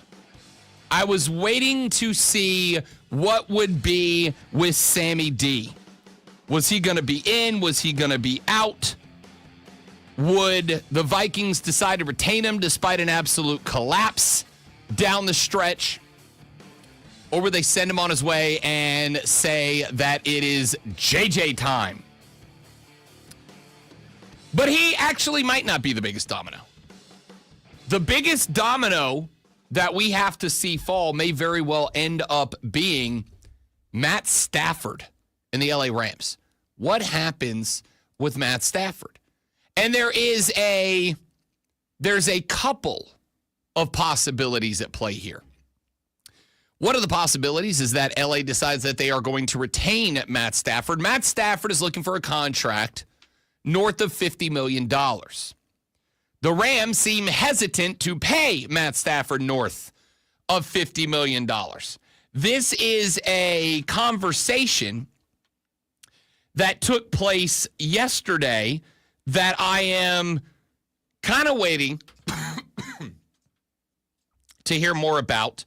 That has been taking place apparently like quite a bit over the past couple of days. Here's a conversation that took place between Diana Rossini and Chase Daniels about Matt Stafford. Look, here's what I know. The Rams are comfortable with Jimmy Garoppolo. They're comfortable with Jimmy G? Well, Matthew Stafford's looking for, over $50 million a year. We're talking 2 years, up to $110 million deal. Can he get that?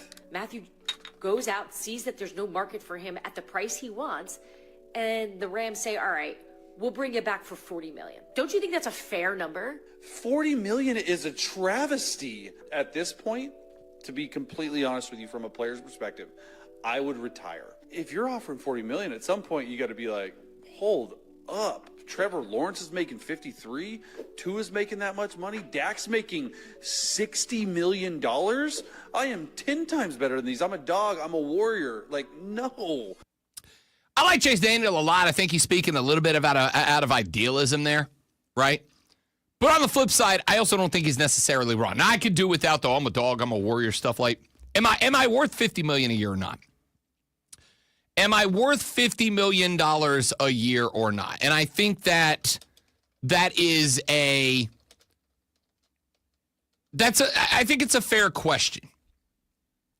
But we are talking about Matt Stafford, a guy who is not terribly far removed from a Super Bowl in which he threw 3 touchdowns in. There ain't a lot of them floating around out there in the ether. So, to me, the answer is like probably. And it's not just the $50 million for what Matt Stafford can do. It's the $50 million for what Matt Stafford can do and the ability for the Rams to maintain some consistency, yeah? Consistency at the quarterback spot, consistency in the relationship between the head coach and the quarterback, consistency between the offensive system when you are moving on from guys like Cooper Kupp, when you were trying to further develop guys like Puka Nacua. I honestly suspect the Rams are probably going to go offensive skill position player heavy in the NFL draft. We'll find out when we get there. The consistency might be worth the extra $10 or $12 million a year that Matt Stafford is looking for that apparently the Rams don't want to come off of. And I don't think that is necessarily unfair. But the Rams obviously have another thing to consider, which is who else is available. I've talked about this a couple of times. I feel pretty good about this take. Sean McVay threatened to retire from the LA Rams a couple of years ago. Came, apparently, from what we understand, pretty close. The Rams talked him into staying. And I believe, not saying this is true, but I believe that the way that the Rams talked Sean McVay into staying was by saying, we won't do a rebuild as long as you're here. We will spend the money we need to spend and do so in the best way possible in order to Make it to where you don't have to rebuild a team. You're just gonna have a team that's in contention. And we will kick, as the New Orleans Saints have done, we will kick the rebuild can down the road for as long as you're willing to be here. So as long as you stay on board, we will not rebuild. We will deal with that in the future. Now, there's other factors, there's other variables at play in this conversation. I talked about one of them yesterday. One of them is Matt Stafford's wife, Kelly, who has a podcast. And on her podcast, she is no stranger to being hypercritical of the teams that Matt Stafford plays for. She did it when he was in Detroit. She is now doing it to the LA Rams. When Cooper Kupp got traded, Kelly Stafford went on her podcast and basically threatened to demand a trade. Like, almost like on behalf of her husband, right? She's like, we want to win. We like LA. We want to be in LA. But if LA doesn't want to win Super Bowls and they're going to send guys out of town like they just did with Cooper Kupp, then we'll go out of town too. And I have to assume, whether this is fair or not fair, I have to assume that there is at least some level of, let's say, discomfort from the LA Rams with that happening, right? Like some level of discomfort with that happening. So if the Rams decide, we're done with Matt Stafford, like he's just not worth it, where does he end up with? I have seen a shocking amount of NFL talking heads on the radio, on television, a shocking number of television talking heads saying that a legitimate possibility is the Minnesota Vikings. That the Minnesota Vikings could be in play, which obviously would mean that at that point, Sam Darnold's in play. Sam Darnold's on the table. Where could Sam Darnold end up at? I have seen, again, a shocking number of people saying the LA Rams would be the landing spot. The Rams could, for the second time in a couple of years, the Rams could end up doing a quarterback swap with somebody else. Darnold goes to LA. Matt Stafford goes to Minnesota. Now, again, the Minnesota Vikings have J.J. McCarthy stashed on the bench, the young man out of Michigan that they drafted last year. I don't know if they feel like he's not ready. I'm assuming they are going to, as it will effectively be, treat this year as his rookie year, which, again, it kind of is. Injured last year, couldn't play. I suspect there is some level of that. Maybe they want to give him a year to learn about the NFL system. Give him a year to figure out the speed of the league, as the speed of the league is just faster. Certainly faster than it was for J.J. McCarthy and for the Michigan Wolverines. Maybe that's the play. Maybe you bring in Staff, a vet, who's got, you know what it is? It's Kirk Cousins to Atlanta. It's the same situation. Yeah, we're going to give this guy a 4-year deal. But I told you when Kirk Cousins got signed in Atlanta, they are not signing Kirk Cousins to be the starting quarterback for the Atlanta Falcons for 4 years. They're signing Kirk Cousins to be the starting quarterback for the Atlanta Falcons for 1 year, to give Michael Penix Jr. time to catch up. Maybe 2 years if he can't catch up, if he can't keep up. Maybe 2 years. But realistically, they're bringing him in to be the QB1 for 1 year, maybe 2. I think it's the same situation. But on top of that, I love this for Minnesota. Think about what they have built and what they have done with quarterbacks the last couple of years. In the last couple of years, they made Kirk Cousins look like a gazillion dollars. Kirk Cousins went to Atlanta, and we're going to be talking about this later on, but there's a bit of a controversy brewing right now in Atlanta, because apparently the reason that Kirk Cousins was listed on the injury report after that Week 10 game and then not on the injury report, apparently Kirk Cousins, according to Terry Fontenot, the GM, what's the word? What's the word where you withhold information and don't tell somebody the truth about what's happening? What's that word when you don't say a thing to somebody and because of that thing they don't know the truth? Oh yeah, lied. Kirk was on the injury report leading into the Denver game, and he wasn't on the injury report. Outside of that, we're only aware of that particular week. We talked about it when that change was made. It was a football decision. It was based off football decision. There wasn't anything injury related. Lied. He lied is the answer. Now, I don't know how to feel about that, to be honest with you. I don't know how to feel about that.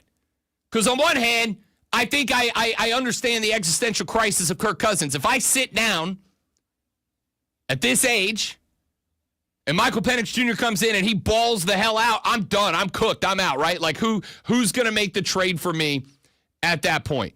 And I think it's a fair concern. I think it's a fair concern to say, okay, I may not be what I used to be. I might not be able to do what I used to could.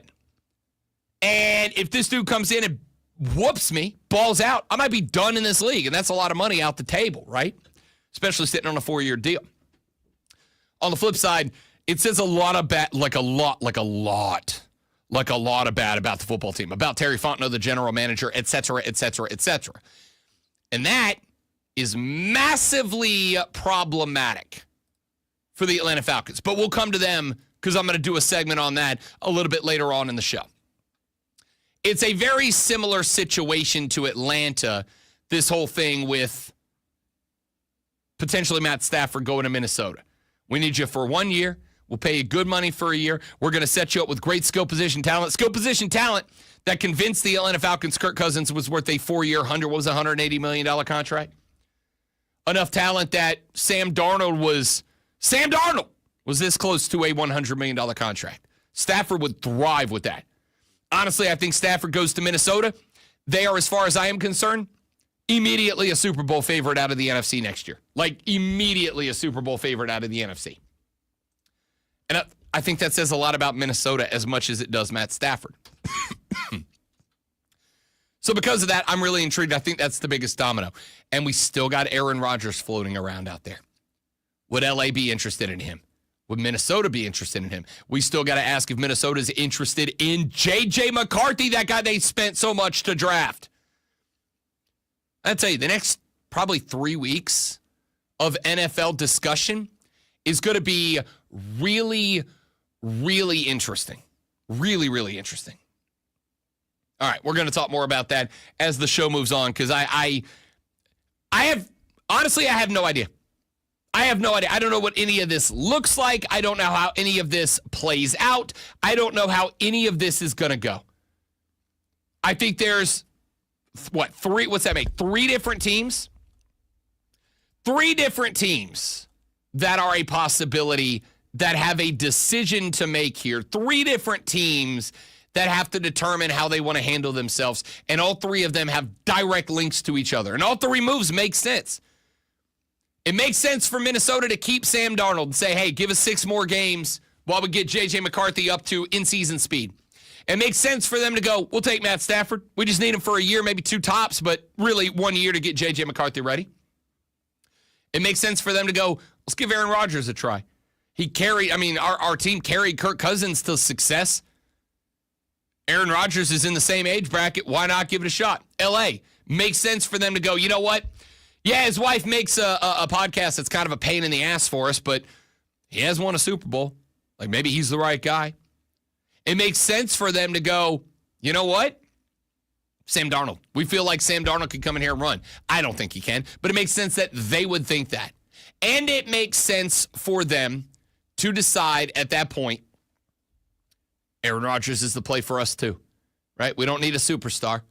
We need a guy who can stand in the pocket and deliver a football. And when Rodgers tries to do that, he can do it. And I think those 3 teams are going to be the trigger, the linchpin for the start of the NFL chaos, I guess is the best way to put it. The start of the NFL going bananas moving forward. All right, coming up on the show. Audio Blitz in the next segment. segment for you after that. Mark Benetti, voice of the Greenville Swamp Rabbits, will close out the 8 o'clock hour. Denton Day, host of College Football Overtime on SiriusXM, will join us at 9 o'clock. We'll get his thoughts on these meetings taking place down in Dallas, Texas this weekend. Talk to Denton Day at 9 o'clock, and then whatever the hell y'all want to get to the rest of the show. I don't care.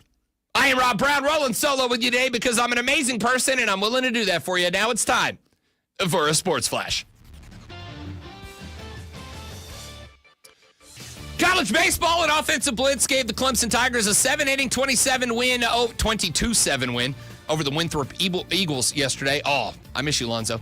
Chase Kitt got the win despite giving up 6 hits and 5 runs over 2 innings of work. B.J. Bailey pitched 3 in relief, surrendering just 1 hit, no runs, and getting 4 Ks. Dominic Listy went 2 of 3 from the plate with a pair of RBIs. Tristan McClatty added 3, and Josh Pano went 3 of 4 with 4 ribbies. The Gamecock baseball squad picked up a 14-4 7-inning win over Gardner Webb at home yesterday. Jarvis Evans credited with the win, allowing 3 hits and 2 runs over 2 innings. Nathan Hall had a pair of hits and 3 ribbies. Jace Wood had a pair of RBIs on a 3-for-4 day, and Nathan Hall had 3 RBIs added. South Carolina and Clemson opened up a 3-game set this weekend. Luka Doncic took on his former team, the Dallas Mavericks, for the first time as a Laker and made the most of the opportunity, recording a triple-double with 19, 15, and a dozen in a 107-99 win. LeBron James led LA with 27 and 12. Kyrie Irving had 35 for the Mavericks. I'm good at this. Oh, man, I'm dumb, and it makes me laugh. All right, guys, let me step away for the top of the hour break. I'll come right back. Thanks for hanging out. You're all amazing. Stay right there.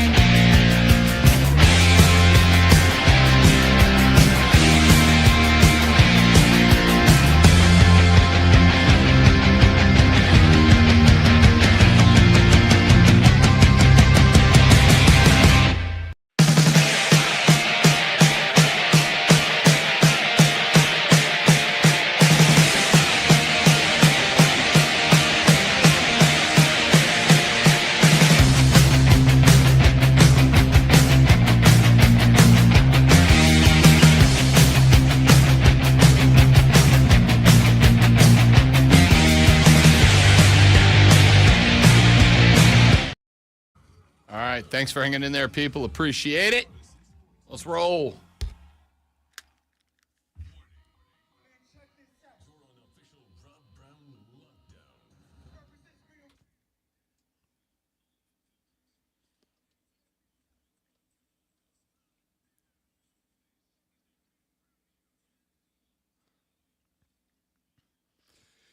And away we go into hour number 3 of the Rob Brown Show, ladies and gentlemen, right here on the Fan Upstate. Welcome back. You beautiful people. I am Rob Brown. The great Malonzo had to go over to our brother station due to some technical issues. He'll be back tomorrow. You get me rolling solo. I'm welcome. No, I'm sorry. Or you're welcome. Whichever is more appropriate. But happy to be here with you up till 10 o'clock. Man, I got to get my life together. Here's what we got coming up for you on the radio program today. We got Mark Bonetti, the voice of the Greenville Swamp Rabbits, joining us here in about 40 minutes from right now to talk a little Swamp Bunnies hacky. We got the legendary, the iconic, the illustrious Denton Day joining us live on our stream coming up at 9 o'clock in the AM portion of the day. That is in exactly 1 hour from right now, as a matter of fact. Denton Day will get his thoughts on the SEC Big Ten meetings from last week. We'll get his thoughts on what these College Football Playoff Committee meetings this week will produce for the landscape of college football. Got that for you coming up at 9 o'clock this morning. If you wanted to get into that early, we can make that happen as well. So looking forward to that. And then outside of that, the next segment, and then after the Denton Day interview at 9 o'clock, whatever you want to get to, it's up to you. 844-326-3663. I do have the phone line open. I do have the text line open. 844-326-3663 is the number to be a part of the show this AM. We have gotten a couple of texts in so far. Let's talk about those real quick. Let's see here. We have got, I asked what players, what active players, or really just sports figures as a whole. What sports figures as a whole do you think are in that unanimously liked club? Sports figures, players, coaches, general managers, whatever, that are just everybody likes them. Everybody's a fan. There's nobody that dislikes them. I think Luka Doncic is honestly currently in that club. Luka took on his former team, the Dallas Mavericks, last night. And as I scrolled through social media, as I was talking to friends of mine in a group chat last night, I came to the realization there was nobody rooting against Luka Doncic. Right? Like, Mavs fans still, understandably, love the guy. Lakers fans loves the guy. But there were no Celtic fans last night that were like, yo, bleep the Lakers. I hope Luka gets smoked. At least not that I saw, not that I found. There were no Knicks fans that felt that way. It felt like last night, at least on the social media world, everybody was Team Luka Doncic. Texter said, how about Rod Brindamore? That's from Bobby. How about Hot Rod Brindamore? I have been covering the team for a very long time. I've never heard a bad word about Rod Brindamore. Never from a former player, not from other players, not from coaches, not from people within the Hurricane organization, not from people without it. Quite the opposite. I've never heard anybody say anything but kind things about Rod Brindamore. That might be a great pick. That might be a great pick. Wow. I've never said anything so regrettable in my life.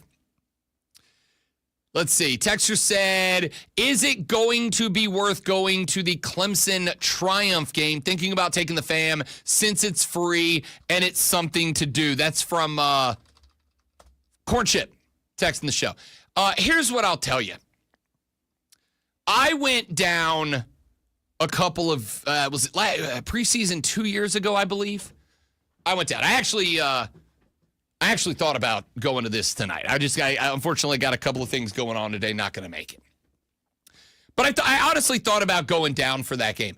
I went a couple of years ago. Corn Chip, here's what I'll tell you. It's actually a lot of fun. All right? It's a good soccer team Clemson has. Good soccer team Clemson has. I'm really interested in seeing what the Greenville Triumph are this year. They made some moves to try to shore up the offense. Midfield's been a little bit of a struggle for the Triumph the last couple of years. Been good when they've been able to get the ball deep. Working the ball through the midfield to get it into the attacking third has been a bit of a challenge.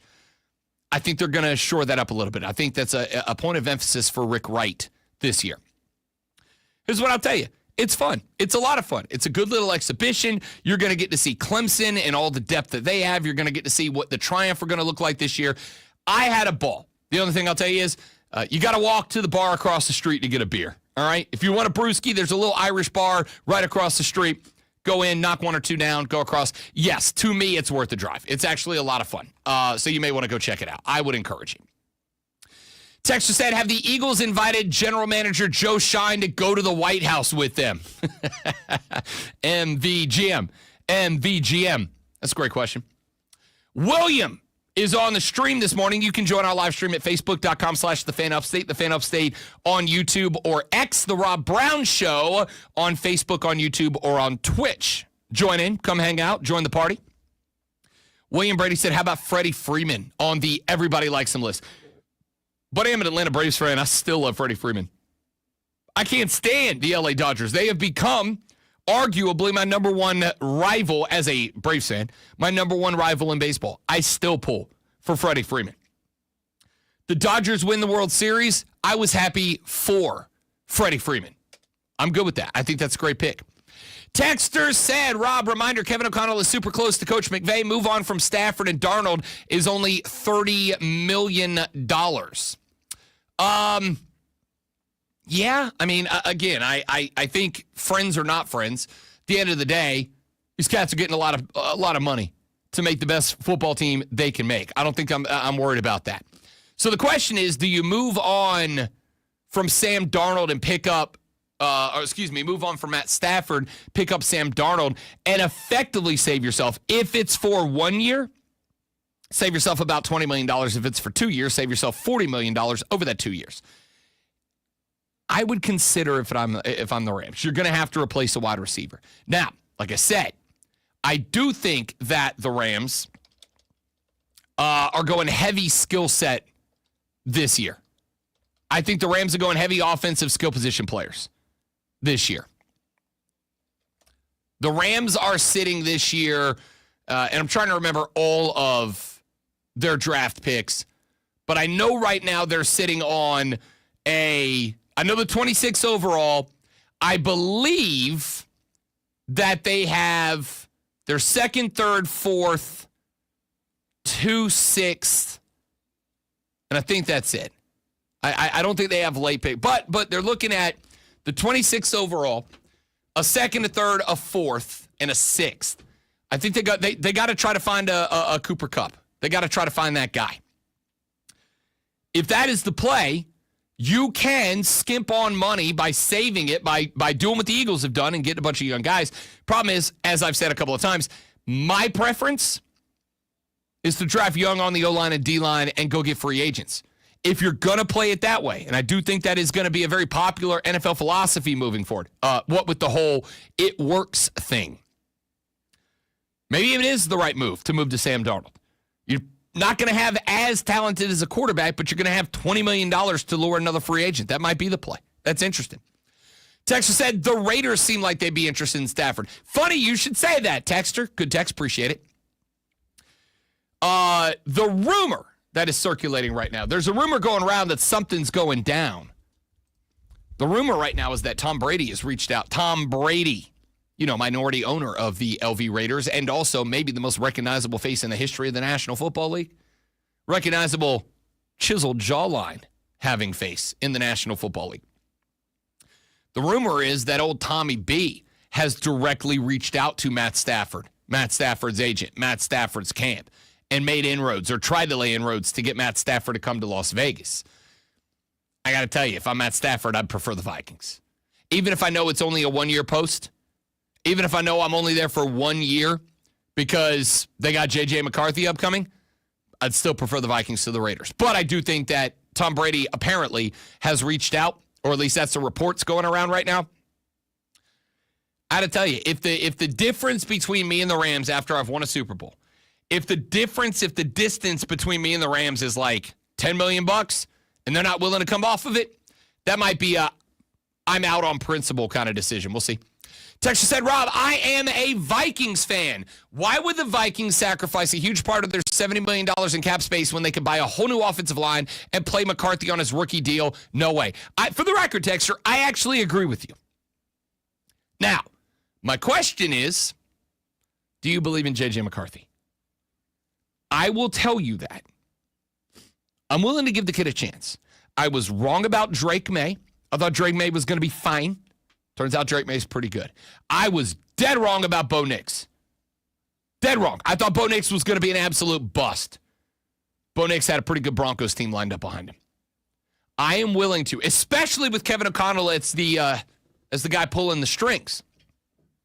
I am willing to give J.J. McCarthy a chance. And I'm willing to give him a chance as that guy in that culture with those weapons under Kevin O'Connell. I'm willing to give him a chance if that is the decision you want to go with. That you want to save that cash money, in order to build elsewhere. And if you want to build elsewhere and use J.J. McCarthy, that's fine. The only concern I have is that if J.J. McCarthy doesn't work out, I think your window's shut. If you put all that money elsewhere and J.J. McCarthy ain't him, I think your window is shut. This is one of the reasons that I've said many, many years, if I'm in a window, I don't know how I feel about going with a rook. Because if you got the wrong guy at QB, even if you built a Super Bowl caliber team, that window will slam shut very rapidly.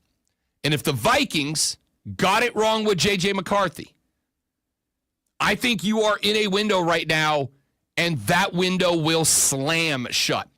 Because if you go build an offensive line, if you go get, unless you're exclusively doing it through the draft, which theoretically you could do, if you put money into the O-line and you got the wrong quarterback behind him, I think that window slams shut on you. And that window's real hard to open back up. Real hard to open back up. So we'll see how that goes. Michael wants to submit the kid KJG, Ken Griffey Jr., to the unanimously liked athletes list. I agree with you, Michael. Ken Griffey Jr. is him. He's my favorite baseball player of all time. But I asked the question,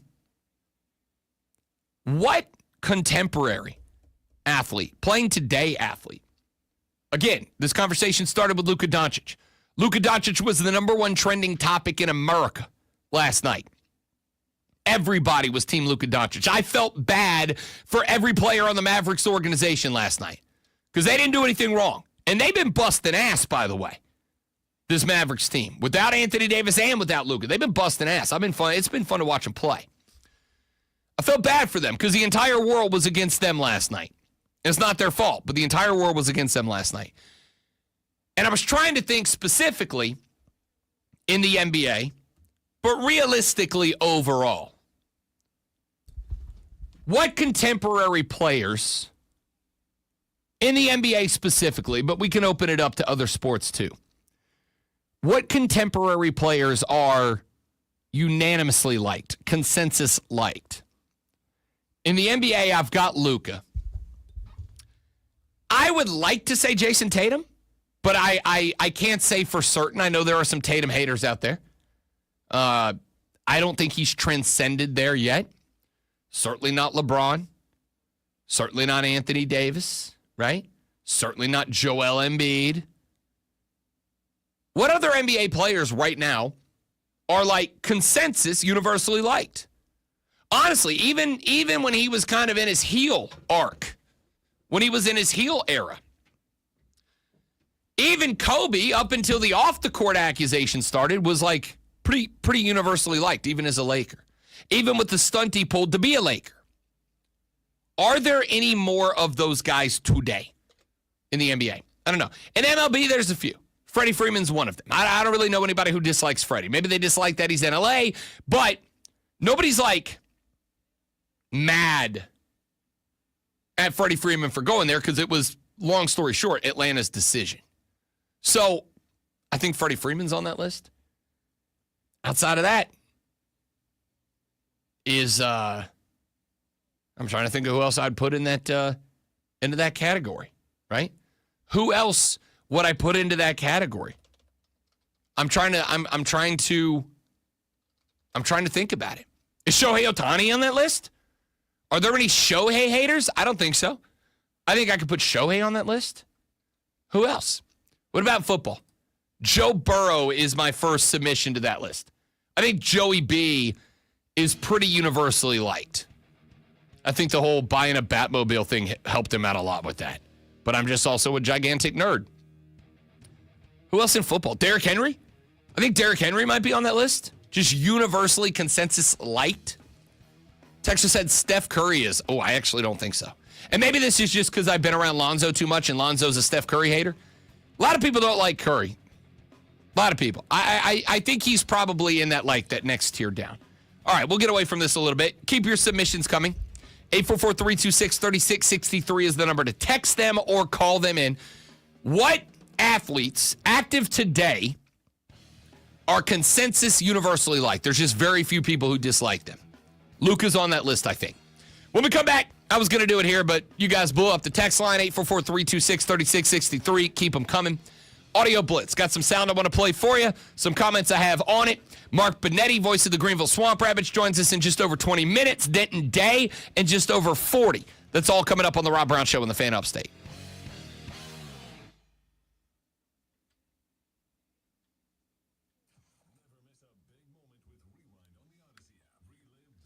All right, guys, be back in just a minute. Y'all stay right there for me, please, and thank you.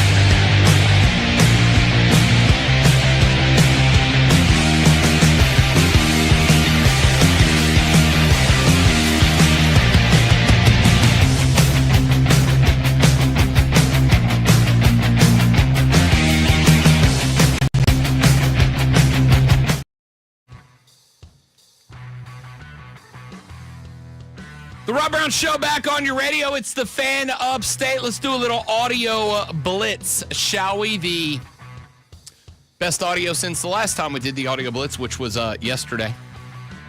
A couple of bits of sound I got for you here as we roll through the radio broadcast. Mark Benetti, voice of the Greenville Swamp Rabbits, will join us in the next segment. Let's start with this one. Kirk Cousins was listed on the injury report at week 10 last year. Was not listed on the injury report again, but anybody who watched Atlanta saw that there was very clearly something wrong. It led to the benching of Kirk Cousins, his replacement by Michael Penix Jr., the young man out of Washington that they drafted, to everybody's except my shock. I think I was the only one in sports media that said it's actually a really good idea, and it proved to be quite fortuitous, if you ask me. Terry Fontenot, the GM of the Atlanta Falcons, was asked about why it was that Kirk was on the injury report and then went not on the injury report, but played bad football and was benched. Kirk was on the injury report leading into the Denver game, and he wasn't on the injury report. Outside of that, we're only aware of that particular week. We talked about it when that change was made.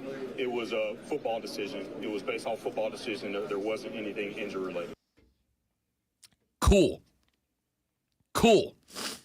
So effectively, it looks like Kirk Cousins lied to the team. Could be wrong. Might be some other information that we don't have yet, but based on what we do know, and again, 3 sides to every story, right? Your side, my side, and the truth.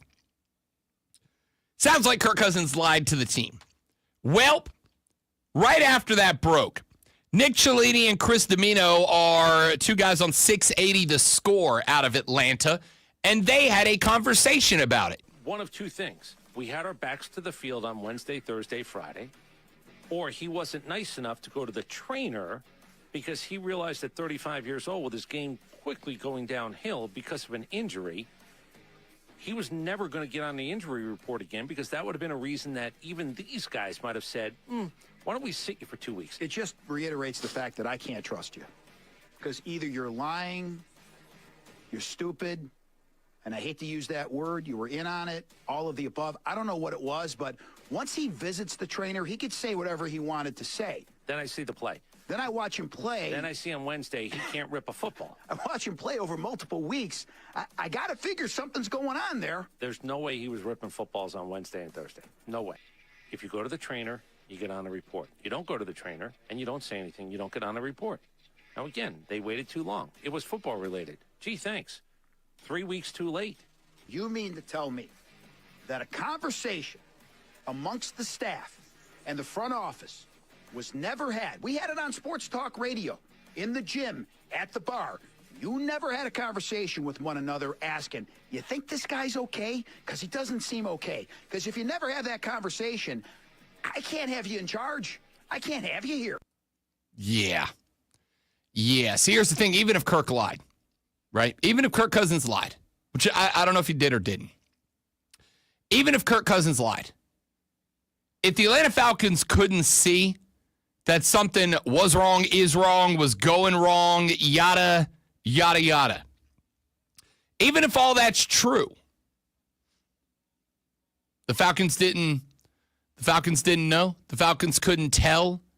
The Falcons couldn't figure out that there was an issue. The Falcons couldn't get it fixed. The Falcons couldn't make something happen. If the answer to any of those things is no, and it certainly appears that it was, that's a real bad look on Terry Fontenot. It's a real bad look on Raheem Morris. It's a real bad look on everybody involved. So I don't know. I think there may be, again, I've said a couple of times, as much as I try not to lean on narratives because I think narratives can be lazy, with great regularity, narratives are narratives for a reason. With great regularity, narratives are narratives because there's at least some element of truth or what could be applied as truth to them. Atlanta is a team that I will believe will turn the corner after and only after they have turned the corner. We'll see how that plays out. All right, the Tkachuk brothers, Matthew and Brady Tkachuk, were both on Team USA in the Four Nations Challenge. Lonzo and I had a conversation not terribly long ago about the fact that, as somebody who's been around and very closely related to hockey for like 8 or 9 years now, I worked for the Pensacola Ice Flyers of the ECHL when I was down in Pensacola, Florida. I now obviously have done some work with the Greenville Swamp Rabbits for I think 4 of the 5 years that I have lived here. I have served as DJ, in-arena MC, et cetera, et cetera. And one of the things, and I actually asked head coach of the Greenville Swamp Rabbits, Kyle Mountain, about this last week. I will ask Mark Benetti, voice of the Greenville Swamp Rabbits, about this in the next segment when he joins us. One of the things that I've absolutely noticed is that more than any other sport, hockey has its own sound. It has its own lexicon. It has its own accent. Hockey guys just have a way of talking, right? Like, there's just a way that they speak to each other, right? And it's like partially northern Minnesota. It's partially Canada. But they've also got their own words that they use, right? They play in a barn. They slap the apple. Whatever. The Tkachuk brothers were on the New Heights pod with Jason and Travis Kelce the other day. Now, I'm not going to play any one particular segment. This is just a sample of some different clips pulled from different conversations. So for those of you who don't know the hockey vernacular or the hockey accent I've talked about, here's the Tkachuk brothers, 2 very American young men giving you that accent. Go, baby! Love the energy. Oh my gosh, I'm up now, boys. I was way more nervous for Matthew fighting, and then when I saw him starting to throw, I was like, oh, here we go. Like, let's go, boys. How clean was our dab up too, Brady? I'll remember that forever. Cleanest dab up of all time. We talk about how the Stanley Cup is the coolest of all the not even trophies, close. man. Did you take it back home with you? Well, you got into some trouble at the start with the cup keeper, bringing it to the ocean. Oh yeah, no, they weren't happy with me. Brady, way to call him out on it. I didn't know you could get in trouble with the cup keeper. What are you gonna do to get in trouble with that guy? Yeah, I didn't know he could either. But I guess The best chirp you ever heard on the ice? I mean, Matthew. I know he's chirped me in a game before. I'm like, oh my God, like, you just rattled me. What? I love these guys. I do. I love these guys. I love the sound. I love hockey lingo. I love the hockey accent. It's great, man. It's great. It's just a sport that it's like, it's just impossible not to like once you get into it. I've told people over and over, you want to learn hockey, you want to get into hockey, go watch hockey. Watch it on TV, but come to a game. Go to a Swamp Rabbits game. Go to Nashville. Go to a Preds game. Go up to Raleigh. Go to a Canes game. Listen to fans. Hang out with hockey fans, man. They're like the most fun group of people that you'll get the chance to hang out with. It's just the best. It's just the best. Joe Shine, the general manager of the New York Football Giants, yesterday at the opening of the NFL Scouting Combine, took to the podium. Joe Shine, again, the manager of the Giants and the general manager that let Saquon Barkley walk over to Philly, have an all-time career year, and win a Super Bowl, got to the mic, and this was literally the first interaction that he had with the media. How's everybody doing? Hey, Joe, I know it's been a year, but looking back at the decision to let Saquon walk in free agency, how do you view that, and do you regret not resigning? Yeah, I'm happy for Saquon. Obviously, went on to win the Super Bowl, and we wish him nothing but the best. Always going to evaluate all the decisions you make, and we were at a different place in our build. And, again, love Saquon and wish him nothing but the best. Nothing but the best. We wish Saquon nothing but the best. Do you? Do you, bud? Speaking of hockey talk, do you, bud? Do you really? That's rough, man. Imagine making a mistake that not only did people identify as a mistake at the time that you made it, but a mistake that was such an egregious mistake that a year later, you get to the microphone and it is the first thing that people want to talk about. Now, granted, there's really not much else good going on with your football program right now that you can talk about. But a year later, you get to a mic, it's the first thing people want to talk about. Speaking of the Eagles, Nick Sirianni was at the Combine, and he got asked about the conversation going on right now to ban his team's signature play, the brotherly shove, a.k.a.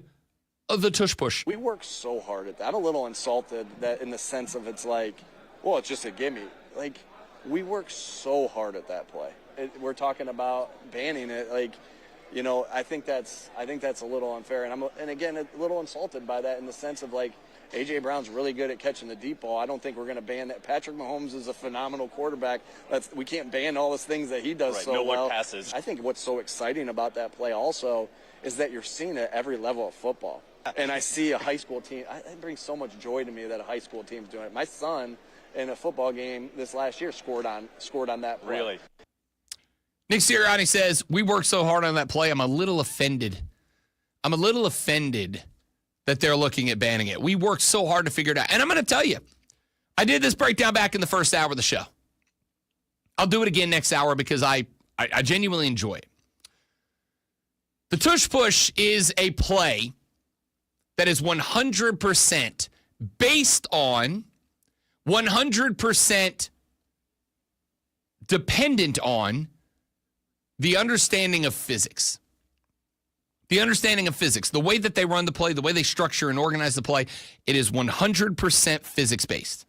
And once you see that, once you understand that, once you get a vibe for that, and once you kind of see the way that it is structured, you can't unsee it.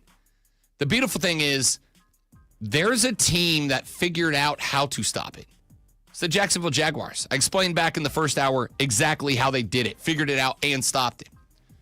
And the fact that other teams have not been able to do that before, that's their problem. Troy Vincent, VP of Football Operations for the NFL, said, well, we got to figure out if it's a viable play. It looks pretty damn viable to me. They've taken it to 2 Super Bowls and won one because of it. I absolutely think it's definition of viable. Question is it viable to stop it? And the answer is yes, somebody did. If nobody else figured that out, that's on them.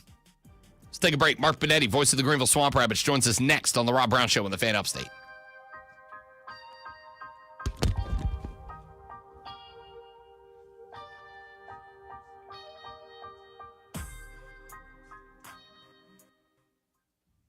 All right, guys, got to step away to get Mark Benetti on the phone line. You guys stay right there. I'll be right back.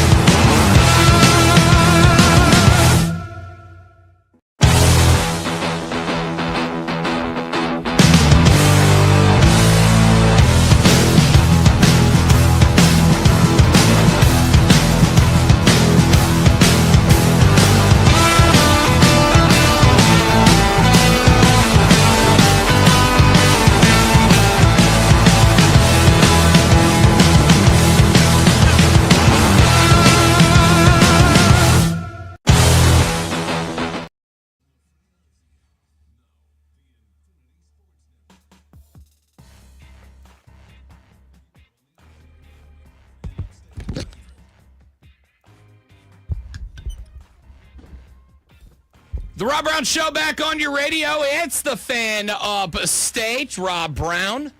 Rolling through 4 hours. Solo with you today, both because I'm willing to and I can. Team player. All right, you got to pick up an extra shift. It's what you do when you want to win. Damn it, I want to win. All right? It's what we do around here on the show. Champions rise to the occasion. Speaking of rising to the occasion, my man dealing with that seasonal crap that all of us deal with, yet he got up out of bed. He arose from his slumber. He grabbed the phone. He put on the chin strap. He put on the blades, and he's ready to play. Ladies and gentlemen, welcome to the show.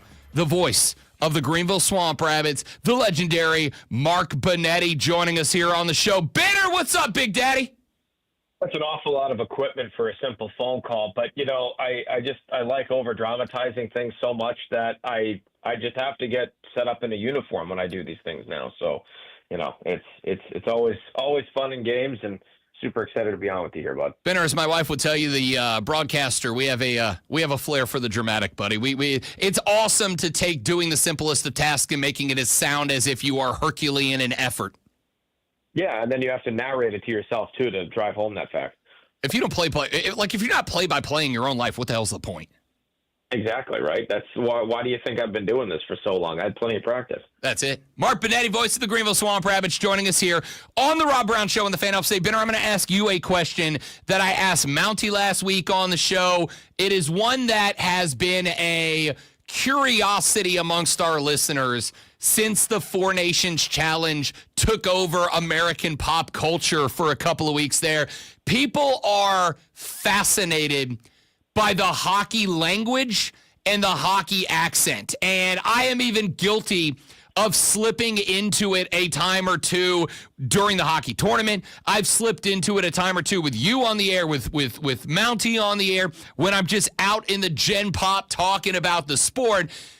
The hockey accent, where the hell does it come from, and how is it like the most influential accent in any given sport? Well, it's because when you play as a kid, you're either playing with people from hockey states, your coaches, Minnesota, Wisconsin, Michigan, non-traditional markets, more traditional markets, and Canadians.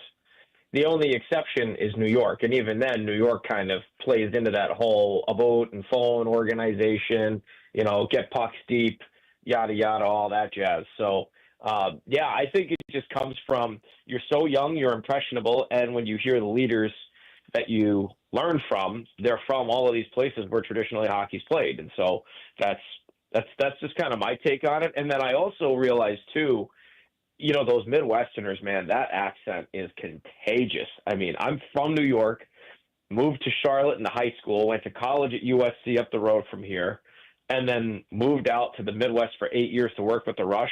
And my God, everybody that comes out of the Midwest, it's like the accent just latches onto them. It's wild. It is, and it's so prevalent and so, I don't know, like such a big deal in hockey. But I grew up on the beach in Pensacola, Florida. The only ice I was around as a kid was like in a margarita, and yet I have found it grabbing foothold in my life just from, being around the Swamp Rabbits, the Ice Flyers of the ECHL when I worked down there, just being around the guys. Like, it's infectious. You can't help it. And especially when I've done games for the Bits in years gone by, or I'm doing the intermission reports on the ice with Kyle Mountain during games, or when I'm talking to you in the office, like, I don't do it consciously. I just slip into it. I played a clip from Brady and Matthew Tkachuk on the New Heights pod earlier, and you play it and people start, like, you just pick it up. You can't help it. Oh, exactly. And then the lingo, too. It's one thing to get the accent, but then you start using the lingo, and that's where things get really screwy. It's, you have nicknames for everything. And that's what I love so much about hockey compared to most sports, is that everything has another name for itself. And the players, too. I learned very easily my very first years in this business, everybody has a nickname no matter what. There is a generic formula to it with a handful of exceptions to the rule. So it's just kind of funny how that all works out. But, yeah, it's certainly one of the more enjoyable aspects of the sport just because of how unique it is. I mean, I don't think you see football players in the NFL have nicknames for things. And look, maybe I'm wrong on that one, but I don't necessarily think you do. I think the only other sport that maybe has a lingo very similar to hockey is probably European soccer. That's what I would have to think, because those guys have a name for just about everything and an even funnier accent. So something to think. All right, let's talk a little Swamp Rabbit hockey. Mark Benetti had a very interesting weekend on the road at South Carolina, a 5-1 loss. You come back home against Jacksonville. The offense picks up on Saturday night. You take an OTL, a very important point away from Jacksonville. Then you run it back on Sunday, put 8 goals up on the board. Even though you dropped 2 of the 3, Mark Benetti, that was probably the first 3-game set that you went, hey, the boys are figuring it out on the offensive end just a little bit. How do you fall on that? I mean, I'd honestly say that them figuring it out happened a couple weeks before when you and I were getting ready for a road series in Florida. And seeing that night after you and I talked, the guys pull off a 3-rip shutout against the back-to-back-to-back defending champs was huge. Yeah, they lost the next 2 games, but it was the second game of that series was 2-2 going into the final 3 minutes before a random bounce killed the Swamp Rabbits. And then the next game was 3-2 with 12 and a half minutes to go. And they had a fighting chance towards the end with Dryden McKay pulled to the extra attacker. Then you come home, you lose in overtime to Savannah, you pull off 2 wins back-to-back against Wheeling, and then you have this last weekend that we're talking about. So I think they figured it out well before that. It's now, because we're finally back home for a change, we're starting to actually see it in front of us here. And it's the commitment to making the difficult decision. And I'm pretty sure 2 weeks ago even I told you that exact same line, where you have to make the difficult decision to play hard, to forecheck hard, to finish your check, which sometimes is painful. Other times, depending on how the player is wired, is super fun to just blow somebody up into the glass. But you still have to make that tough decision to put your body on the line to make a play, whether you hit with intent or hit to send a message, all these different things. And so I think we finally saw it come together. That game against Jacksonville, as back and forth as it was, I mean, that's a tough team to contain. And they are very, very, very defensively sound. So to drop 4 on Jacksonville with the goaltenders and the decor they have, that's huge. And I know Coach Mountain's not there for moral victories, but that's just another sign of now they're starting to really implement what they've learned over the last couple of weeks of traveling and different opponents that they've seen. And then you get to Atlanta and just have the day that you do. I mean, it's just that's just a product of all the hard work and hitting 7s across the board. Mark Benetti, voice of the Greenville Swamp Rabbits, joining us here on the Rob Brown Show and the Fan Upstate. One of the things that I have loved, and we had this conversation with Mountie a week ago, you a couple of weeks ago on that long roadie. PK Subban was on ESPN a couple of weeks, called out the NBA guys. He was on one of the NBA pods yesterday, and he said, look, it's hockey's built this culture of guys playing hard and earning the paycheck, no matter how big or how small that paycheck is. I don't think that, even at the NHL level, that is more true than with the guys on this team playing at this level, in this league, etc. And one of the things that I appreciate about Kyle is that even when there have been a couple of stretches in the season that have gotten a little sideways, I have yet to see a game, Mark Benetti, where I've questioned effort. Execution, sure. Maybe a couple spots where you go, the puck's not bouncing our way and we're not giving it a chance to. But not once have I seen a game where I go, oh, the boys have taken a night off. No, absolutely not. And I think, we go back to jokingly how you pick up the hockey lingo and the hockey accent. It starts at a young age, right? Well, those guys, they impress as hard as they can. You never take a day off. You never take a shift off. And that comes when you're 3, 4, 5, starting to learn how to skate. As crazy as that might sound, it's the God's honest truth, especially with these guys who grow up in the traditional hockey hotbeds.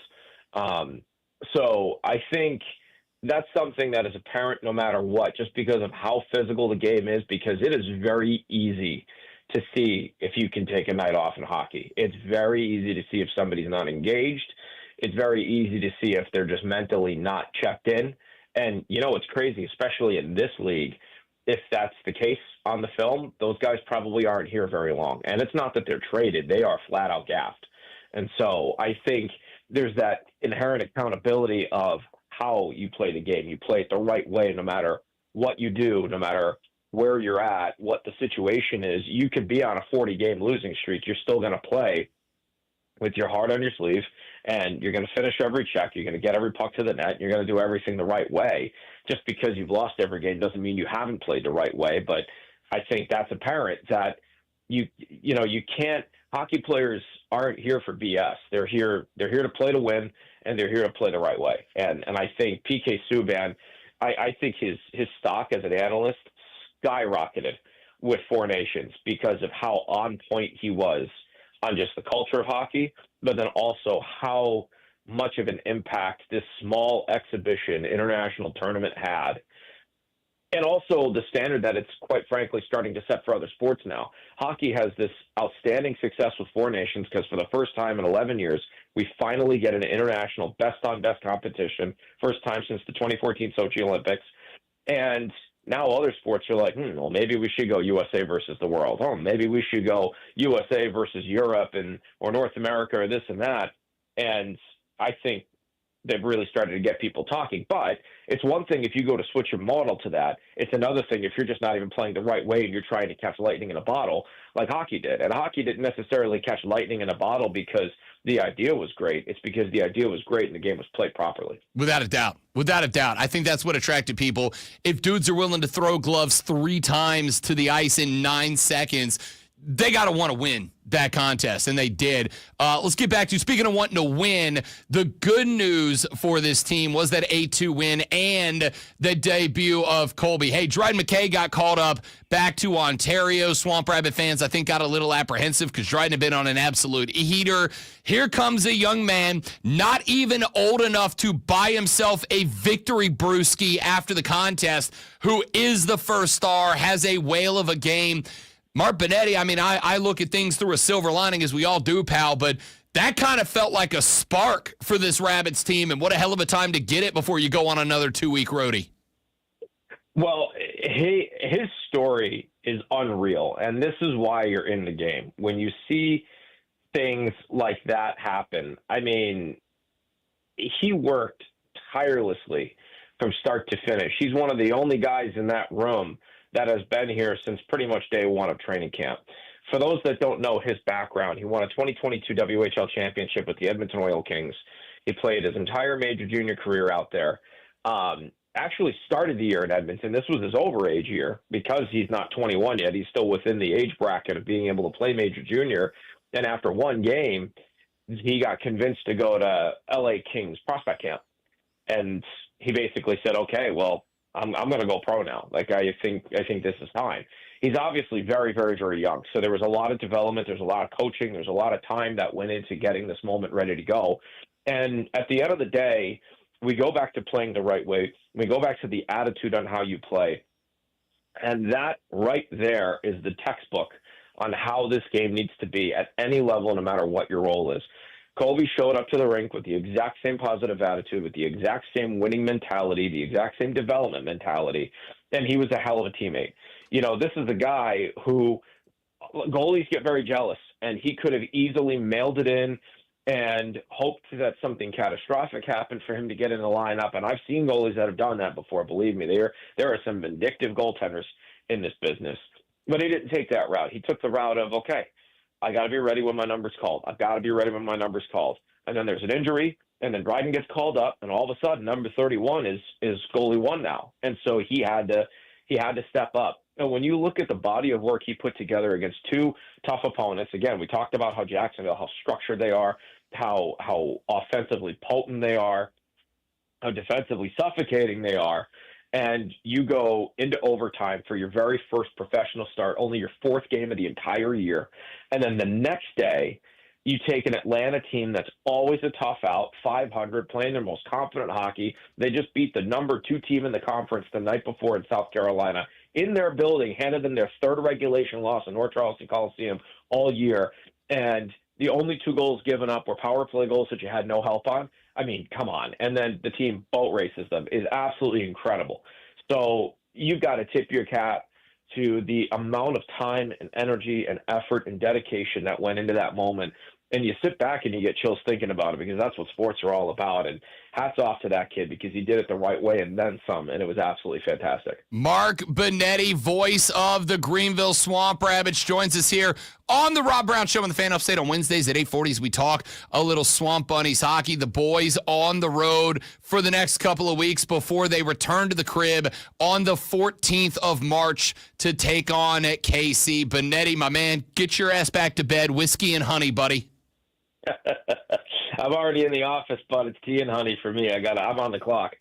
Fair enough. I know the president. Tell him I gave you a pass one time. I'll make sure to let him know. Mark Benetti, a legend and icon, voice of the Greenville Swamp Rabbits. Appreciate it as always. Denton Day of SiriusXM joins us when we come back here in just a minute. He'll tell us everything going on with these college football playoff meetings about to come up in Dallas, Texas. We'll do that after Rob Brown gives you the Sports Flash. The University of North Carolina basketball team has hired a general manager for that program, tapping longtime NBA agent Jim Tanner for the job. Tanner graduated from UNC in 1990 and has represented more than 70 NBA players, including 17 former Tar Heels, during his time as an agency owner. The Georgia Bulldog basketball team pulled off an upset over the number 3 Florida Gators last night, knocking off the Orange and Blue 88-83. Georgia led by as many as 26 in the first half, but the Gators rallied late to take a lead with just over a minute left in the game. Then Georgia knocked down a few clutch shots and a few free throws to solidify the win. Silas DeMary Jr. had 21. Tyron Lawrence added 14 off the bench in the win. Luka Doncic took on his former team, the Dallas Mavericks, for the first time as a Laker, made the most of the opportunity, recording a triple-double with 19, 15, and a dozen assists in a 107-99 win. LeBron James led L.A. with 27 and 12 of his own. Kyrie Irving had 34 for the Mavs. Denton Day of SiriusXM talks college football next on the Rob Brown Show in the Fan Upstate. Wango, bango, nailed it. Be right back, guys. Stay right there for me, please, and thank you.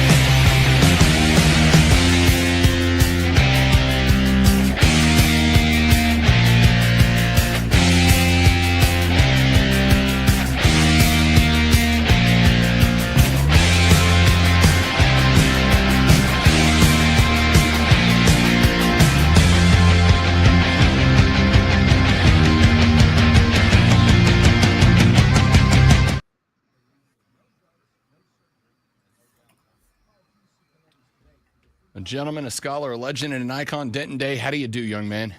What up, my friend? How are you? I'm glad, buddy. Thank you for coming on late notice. I appreciate it, man. No, man, of course. No worries. They got you riding everything today, huh? Buddy, I have found over the years that the absolute best way to stay in this industry is be able to do everything no matter what the situation is. Yeah. And then the situation happens, and it's like, why did I do this?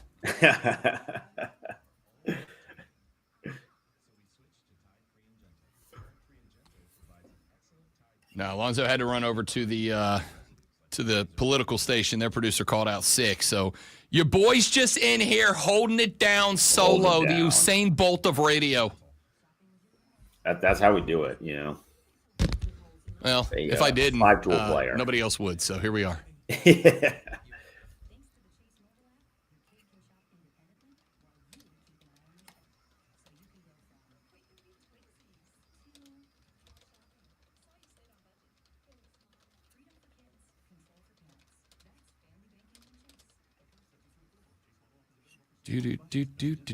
Do.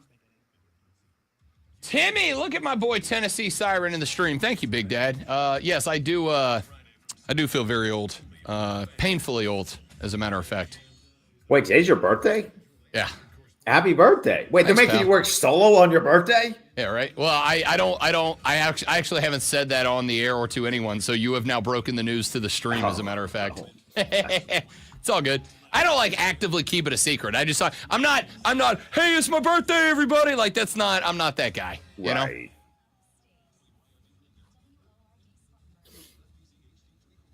All right, let's make radio history, buddy. Let's do it.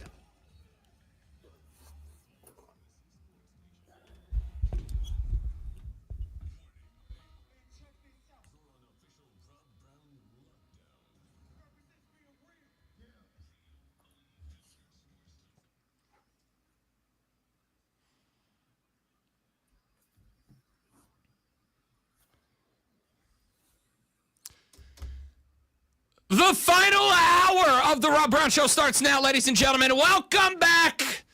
Great to be with you. I am Rob Brown, flying solo. Why? Because I can. Because I'm damn good at this job, ladies and gentlemen. 60 more minutes of hot, spicy radio action starts now. And while I am flying solo here in the palatial Radio Ranch, I am not for this segment, because joining me is a broadcasting legend. He is the host of College Football Overtime on Sirius XM Radio. He is a host on the BetMGM Network, which, by the way, phenomenal show with the legendary PJ Glassman on Sunday. Denton Day joins us here on the show. What's up, big fella? Rob, what's going on? First, I want to start off by retweeting your comment about you being good at this job. Second, I have a story for you that I think you will enjoy.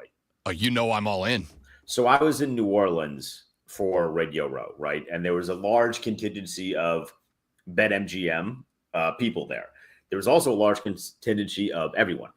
So in Radio Row, at a dive bar off of Bourbon Street, I finally got to meet the legendary Cody Decker, who you know very well.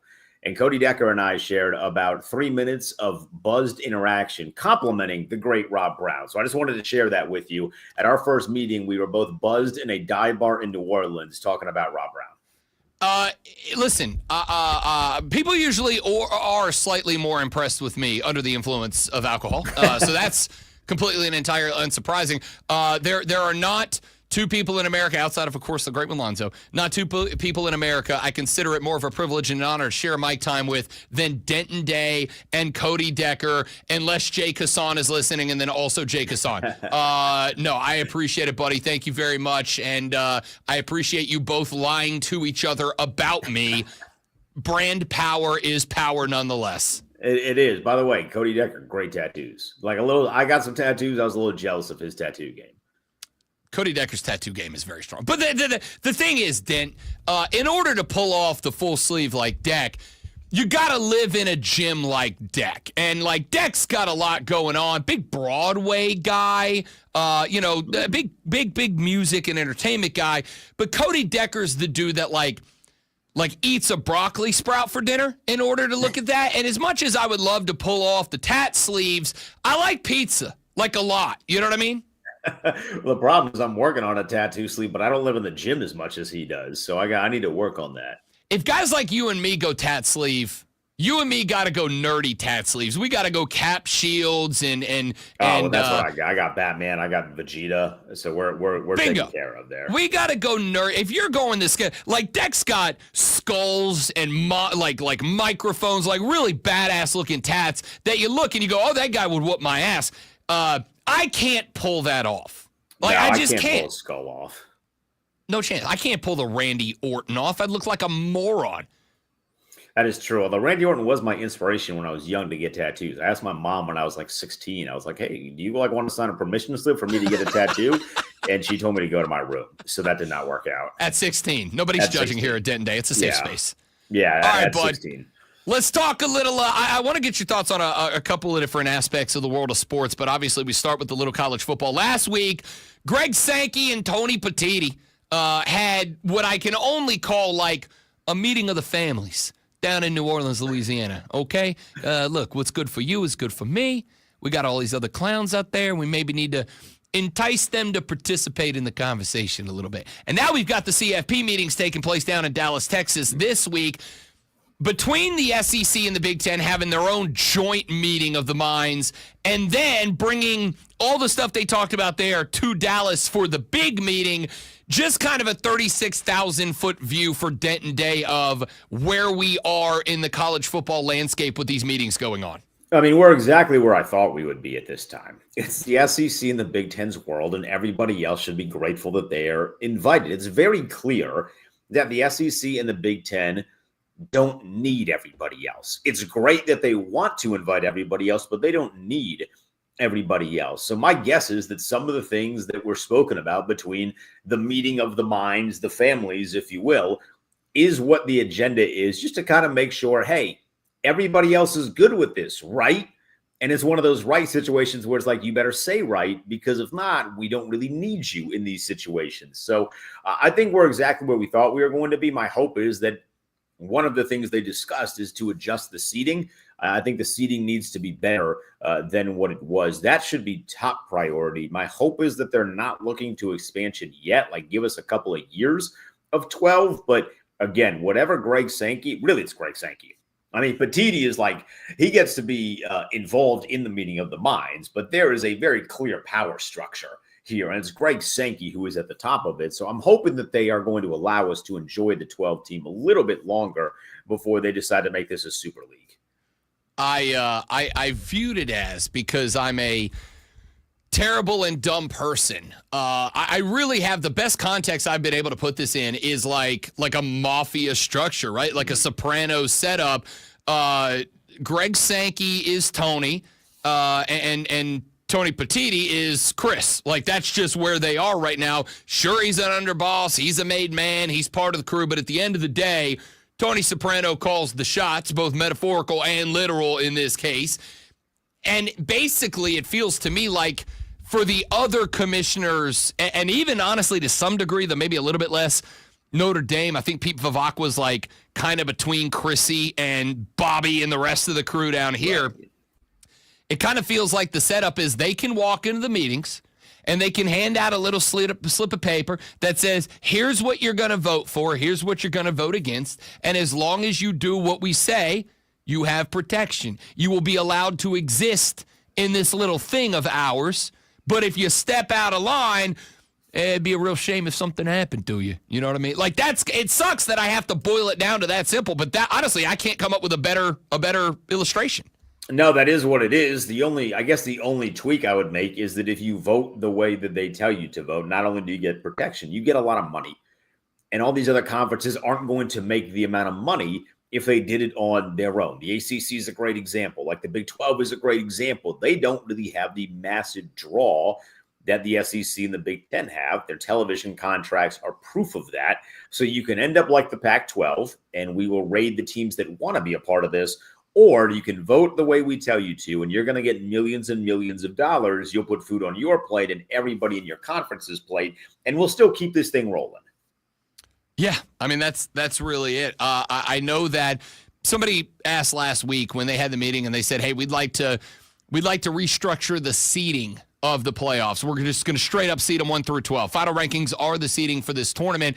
Somebody called and asked me on the show, they're like, do you think that this is going to pass? And my answer was, if Greg Sankey wants it to, right? Like, and he does. So the answer is yes, it's absolutely going to pass. And listen, if they want to create a world in which the SEC gets 4 and the Big Ten gets 4 and 8 of the 12 spots are automatically going to those two conferences, that's going to pass too, because the Mountain West, hell, the ACC and the Big 12 don't have the firepower to say no to those two conferences right now.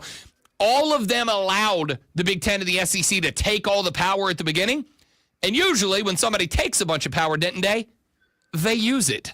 Yeah, they don't give it back. No one in the history of humanity has taken mass amounts of power in any walk of life and then decided, I'm going to give this all back. You know what? My bad, guys. I took a little bit too much. Here's your share of the power. So I think you're right. I do wonder, though, like if I am Greg Sankey, because I'm with you, reseeding needs to happen. It should happen. But if I am Greg Sankey, knowing how the first year went, do I want all of my teams to be seeded 1 through 4 with a bye? Like, do I want all of that to happen? Do I want some home games for the people in my league? Now, you're going to get, more likely than not, moving forward, at least 4 to 5 SEC teams every single year. This year, I think, was a little bit of an outlier with all the Big Ten guys, right? I don't know that I would necessarily want all my guys to occupy 1 through 4, because if you were to reseed this, Rob, you're probably getting – you get Georgia as a bye. You would probably get Texas as a bye if you're just reseeding this. Maybe you could have squeezed one more in there. You would have probably had to twist the arm a little bit to make the Tennessee argument.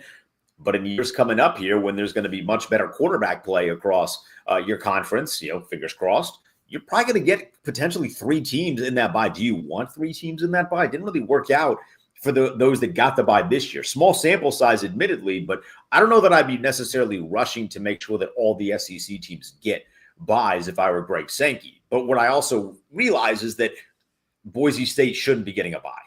They should get into the dance. Congratulations. You get a massive piece of this pie. You get to play. You get to put your team on a massive stage, but you don't deserve a bye over teams that played insane schedules. That is, and I guess that to me is kind of the interesting takeaway, because I don't disagree with that, Denton Day, to be very clear. But at the same time, that is just the football equation that has led to the SEC and the Big Ten having the power to say, we're going to do whatever we want, and you're either going to go along with it or you don't get to exist in our universe anymore. And I'm like, I'm all in favor of that with football, and it's really driving me up a damn wall in the administrative side of it. And I don't know that there's a way to separate those two different sets of the equation. I wish there were.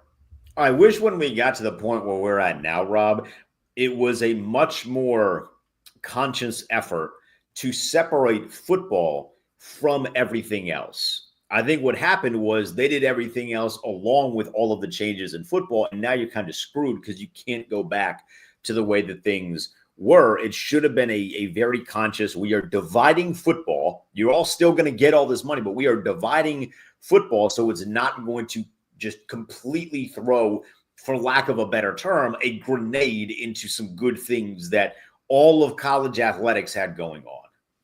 Denton Day joining us here on the Rob Brown Show and the Fan Upstate, host of SiriusXM's College Football Overtime, and like me, various fantastic shows across the BetMGM network when called upon. Let's talk a little bit more about these meetings in Dallas. Outside of the potential reseeding, do you think there's anything else impactful to everybody that will be decided? Because that's really the only massive conversational change that's been taking place. I think there will be discussions about bumping the playoffs up to 16 teams down the line. Obviously, we know that's not going to happen this year, but I think the conversation starts. What other news do you think we might get out of these meetings? So the only other conversation that I think is happening, I don't have knowledge, but I think is happening, and I think we will get some sort of information on how those conversations went, is bumping it up a week. And how does that deal with Army-Navy? Do you want to kind of adjust the schedule of Army-Navy? You see the hat that I'm wearing. It's a nice Army-Navy hat. They were in D.C. this past year, and as a somewhat of a purist, I'm like a new age purist of the sport, Rob. Like I really like the tradition aspect of college football, and I think it's important to continue. But I also realize that money talks and everything else walks. Lil Wayne taught me that, and I realize that now. So I think there's going to be conversations to ensure or to make it easier for Greg Sankey's SEC teams that all get buys as to not go a full, what feels like calendar month without playing a football game. If you bump it up a week, you can squeeze things in a little bit better on the calendar, so to speak. So that would be what I think is also being talked about. And then there's going to be a massive throwing of the hands and an uproar because there are some people that really don't want to move Army Navy. That's like the final straw, if you will, to all of the changes. But inevitably, it's going to happen. I don't foresee, if we're talking, let's say 4 years from now, Rob, I don't imagine that Army Navy is going to have its own weekend. I think that is eventually going to change with the expansion, the continued expansion, and just as we do the 12-team bit a little bit more. Here's the ugly little truth, Denton Day, that I think more and more college football fans are coming to the realization. I'm sitting back and kicking the feet up because I've been calling this shot for 4 or 5 years, and it's now that some of the more obstinate fans are beginning to learn. At the end of the day, nothing is sacred in college football for all the people who have said this is better than the NFL because it's not money-driven. It's not about the dollars. It's about the pride and the pageantry and the tradition and all that. My guys, my gals, my dudes and dudettes, there is nothing sacred in college football that wouldn't be sold for a higher profit margin. Army Navy is not sacred as much as everybody loves to claim that it is. Bowl games have never been sacred, even though everybody's claimed that they are. There is nothing not for sale, Denton Day, and I think a lot of people are going to learn that at these meetings this week and every time we have these meetings moving forward. Everything was sacred, Rob, until you got in the meeting and the dollar figure started with a B. As soon as they put the billion up there, everything that was sacred was all of a sudden not sacred. In the words of the great Ted DiBiase, everybody has a price. And when that number starts with a B, that price is very, very manageable. Listen, and I'm not criticizing, just so we're clear, Denton Day, I've said this many times. I hate the Live Tour. I hate everything that supports the Live Tour. I hate the people who have founded the Live Tour. I remain mad at the golfers who went to the Live Tour, and if they call me tomorrow and offer me $1 million a year to go talk about golf, I'm gone. I'm gone. I will openly criticize them right now, and if I get the call to go to Dubai and call golf tournaments for $1 million a year, I'll see y'all. I'll see y'all on the other side of the clock. Less than $1 million a year. You want to give me like $250,000 and pay for my travel? I'll be there. That's it. You ain't got to twist my arm that much. That's it. That's a fact. So again, the point is, I get it. We have decided to go all in on capitalism as our primary way of life. Don't be shocked when people do a capitalism and it impacts something that you love. All right, a couple of other things real quick before we cut you loose, Denton Day. Luka Doncic goes triple-double last night in his first game back against the Mavericks. Do you have any thoughts on that, on what the Lakers and what Luka are going to be? And also, is Luka Doncic the most liked and rooted for NBA player on planet Earth right now? Because I don't really have anybody else in that equation. Yeah, that's an interesting question. I think he might be, because I was thinking about this the other day. I was like, who's the pretty boy in the NBA right now? For a while, it was Giannis. Giannis won a championship, and then they had a couple of early exits. Before that, it was Steph, and then KD joined Steph, and people liked Steph a lot less. I think Luka is mostly because they realized how stupid the Mavericks organization was for doing what they did. So I don't even know if it's that we just like Luka. We just hate incompetence, and the Dallas Mavericks are very clearly incompetent. There's like a very fine line you have to walk as like the general public. We don't want you to be too good, because when you're too good, you start rubbing in the wrong way of guys that we love, and we have to tear you down a little bit. But we also don't want you to be so bad where you take an organization for 20 years, because make no mistake about it, the Dallas Mavericks just got tanked for 20 years. After Kyrie is gone and after Clay is gone, Anthony Davis is not going to be there forever. They tanked their organization. And now no one's going to want to go play there because you just traded Luka, MF, and Doncic. And you did it for literally a ham sandwich, like just about nothing, when you could have had maybe one of the biggest hauls in NBA history. So because there's no pretty boy right now, I think Luka is the guy that people are rooting for. I wonder if that'll change with the playoffs and with Anthony Edwards, who people loved a lot last year, maybe with Oklahoma City, who might throw kind of a monkey wrench in the general NBA way of living. But right now, I think it's definitely Luka. Over in the NFL, I can't figure out who the linchpin is. Is it Sam Darnold in Minnesota? Is it Matt Stafford and his issues with LA? Is it Aaron Rodgers' availability? Who's the quarterback that gets moved around or signs a contract to stay first that ultimately opens the floodgate for everybody else to find a landing spot? Stafford is gone. Stafford is gone. It seems crazy to speak out loud, but when they give him the potential to seek a trade, and then you hear some rumblings about how last year it felt like there was a rift between the two sides, it was just kept really, really quiet. I think he's going to be gone. I don't know why they would move on from him unless they're going to bring in Aaron Rodgers. They say they're comfortable with Jimmy Garoppolo. I say, why? What has Jimmy Garoppolo given you that's going to make you think he is the guy for you? He couldn't make it work with Shanahan. He's not accurate. He likes to bang hot women. I can't blame him, but that's what he is right now. He has a great jawline, and he has porn stars all blowing up his phone. And he's in Los Angeles. That's literally like he is in his playground right now. I can't imagine looking at Matthew Stafford, who nearly beat the Philadelphia Eagles, and saying, we're good. We'll go with Jimmy Garoppolo, who overthrew a wide open guy in the Super Bowl and really never recovered from it.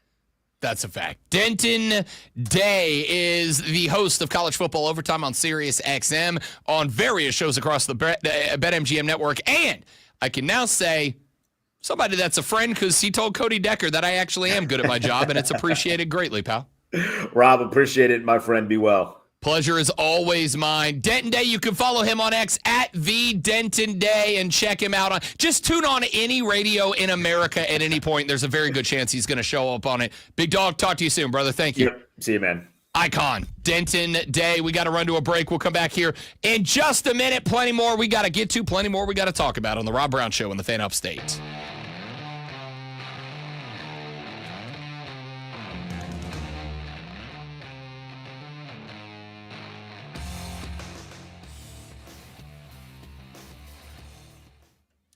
All right, guys, let me get cleared out from that, get to the next segment. Y'all stay right there. I'll be right back. Don't go nowhere.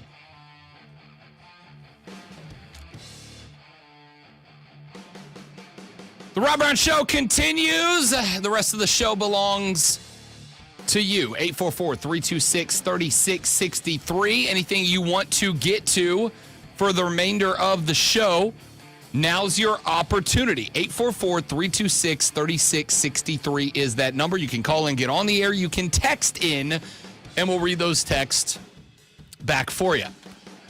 PK Subban, we were talking about him with Mark Benetti, voice of the Greenville Swamp Rabbits, earlier on in the show. He, during the Four Nations Face-Off tournament and the NBA All-Star Game, he ripped into the NBA guys. There were folks asking, why in the world is NHL Hacky Talk, which has always been, let's be honest, a back burner sports conversation for most of us as sports fans, why is it dominating the NBA in terms of conversation during the NBA's All-Star Game weekend? Why is this the conversation that we are having more than the NBA? PK Subban had a theory on that. He basically said, look, because the guys that are out there playing this hockey tournament are not just playing it to win. They are willing to drop the gloves, go fisticuffs, and get punched in the chiclets in order to not win the game, but in order to set the tone of a game that they hope that they win, right? Not to go out there and drop dudes on the ice because it's going to help them win, but to drop dudes on the ice to set the tone to hopefully win. That's it. Well, PK got an opportunity talking on a podcast with, I think, was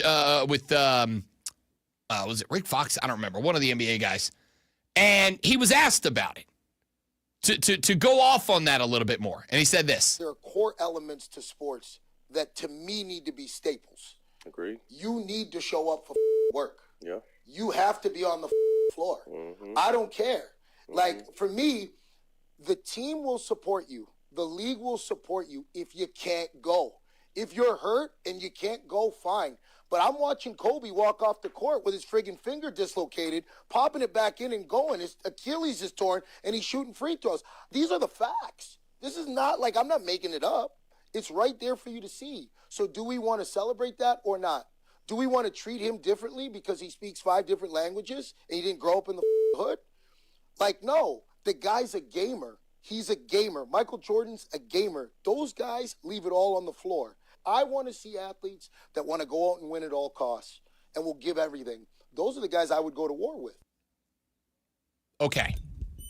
So, couple of different things to get to about this take. Number one, from the stance of someone who wishes he lived in an ideal world. Yeah, that's it. I want guys with that Mamba mentality. I want guys who go, I'm hurt, but I'm not injured. I'm banged up and I'm bruised, but I'm not hurt. I'm not injured. I can play.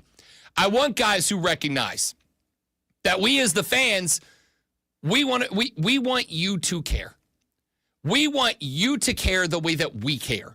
We want you to feel like you need to line up and play the way that we see you lining up and playing in our heads. That's what we want. And the reality is we're not getting that a lot of the time out of the NBA. Certainly not during the All-Star game. But there's another side to the equation. The other side to the equation is this, and this is where I'm going to get philosophical, which I know annoys the hell out of a lot of you, but I also think it's just a reality about life. We have created a money-centric culture. We have celebrated wealth in this country in a way that elevates wealth above other things. We celebrate wealth more than we, let's be honest with each other, celebrate kindness. We celebrate wealth more than we celebrate competitiveness. We celebrate wealth more than we celebrate almost anything else. I would argue more than we do celebrate anything else. Kim Kardashian is famous. Why? Because she's rich. Kylie Jenner became bigger for a hot minute than Kim Kardashian did. Why? Because she became the first self-made billionaire.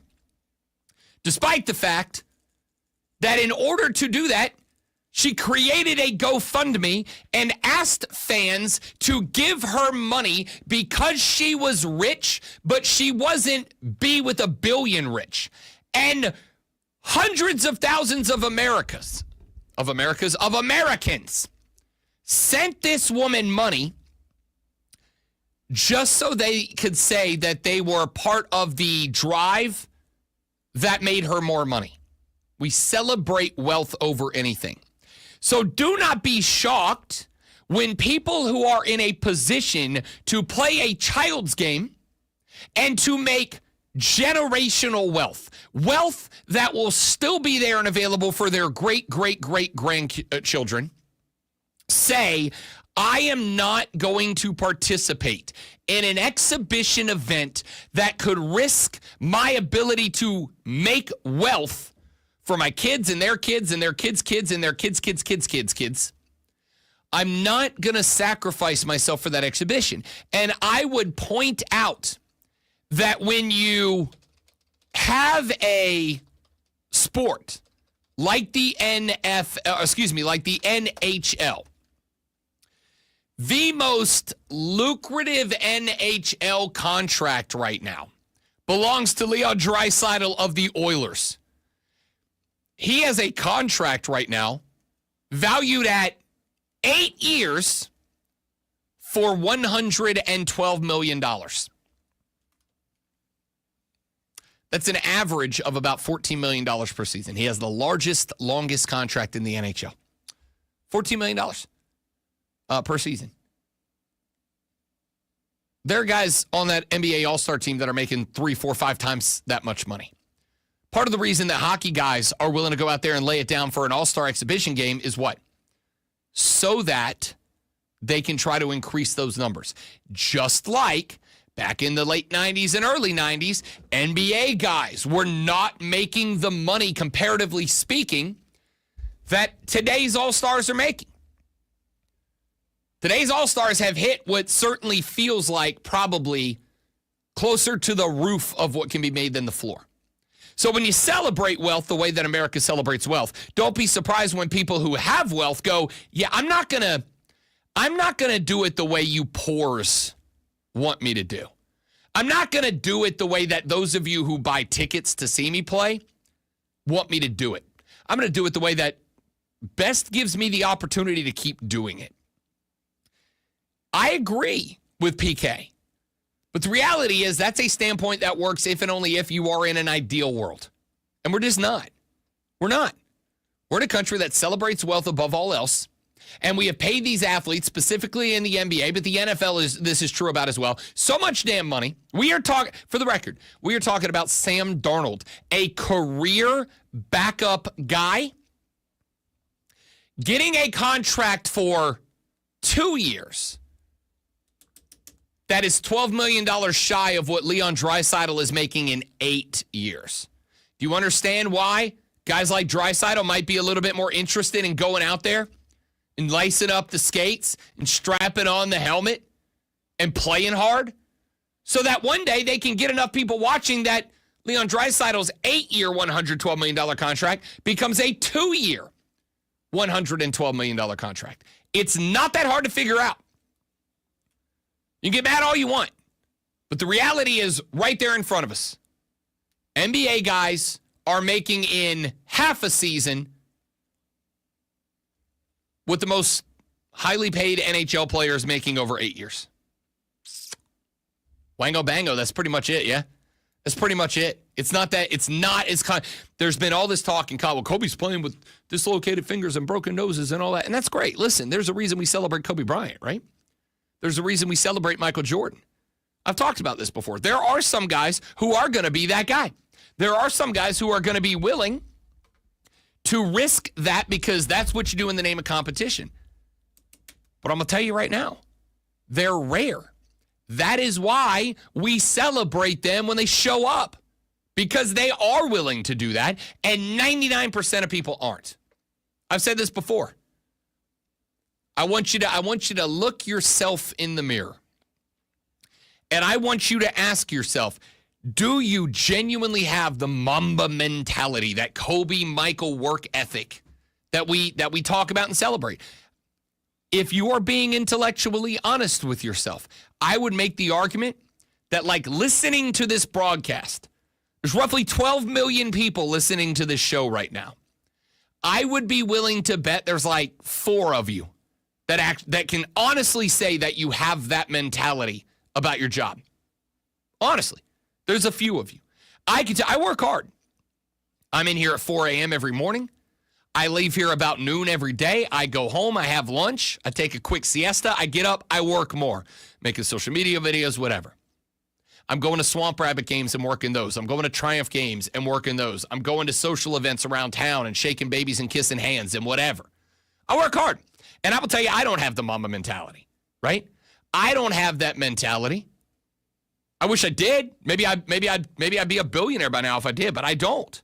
And most of you don't. That's why we celebrate those guys. When you add that on to me having that Mamba mentality might cost me tens or dozens or hundreds of millions of dollars, of course I'm not going out there and doing it the way that somebody making $60,000 a year wants me to do it. Yeah, I'm sorry. I'm sorry games are so expensive. But if they're willing to pay me that much and I can make that much, I'm going to do that. It's not that complicated to figure out. It's really not. I appreciate Subban's take. I even agree with him. Like, yeah, these dudes should want to go out there and bust ass and be the best they can be. But the reality of the situation is, logically speaking, it doesn't make sense for them to do so. All right, let's run to a break. We'll come back. We got one segment left to go. Anything you want to get to. Texter said, Rob, I want to hear your thoughts on NASCAR and their inconsistencies with the cautions.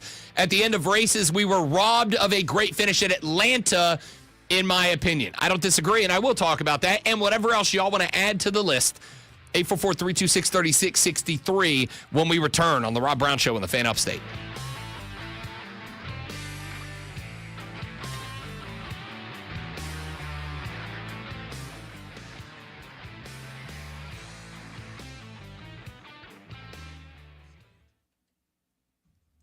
All right, guys, let me step out for just a minute. Y'all stay right there. I will be right back. Appreciate you hanging out. Don't go anywhere.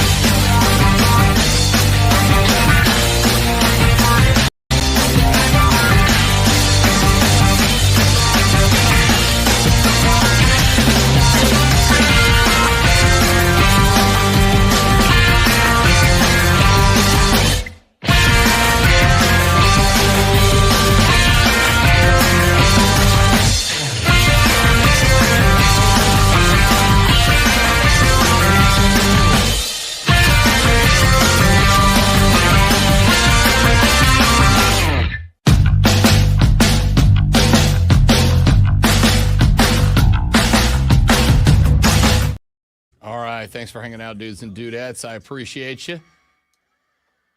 Wesley, thank you very much. Do my best. Kane, James, all the boys and girls. Appreciate you guys more than I can tell you. Thanks for all the kind words today.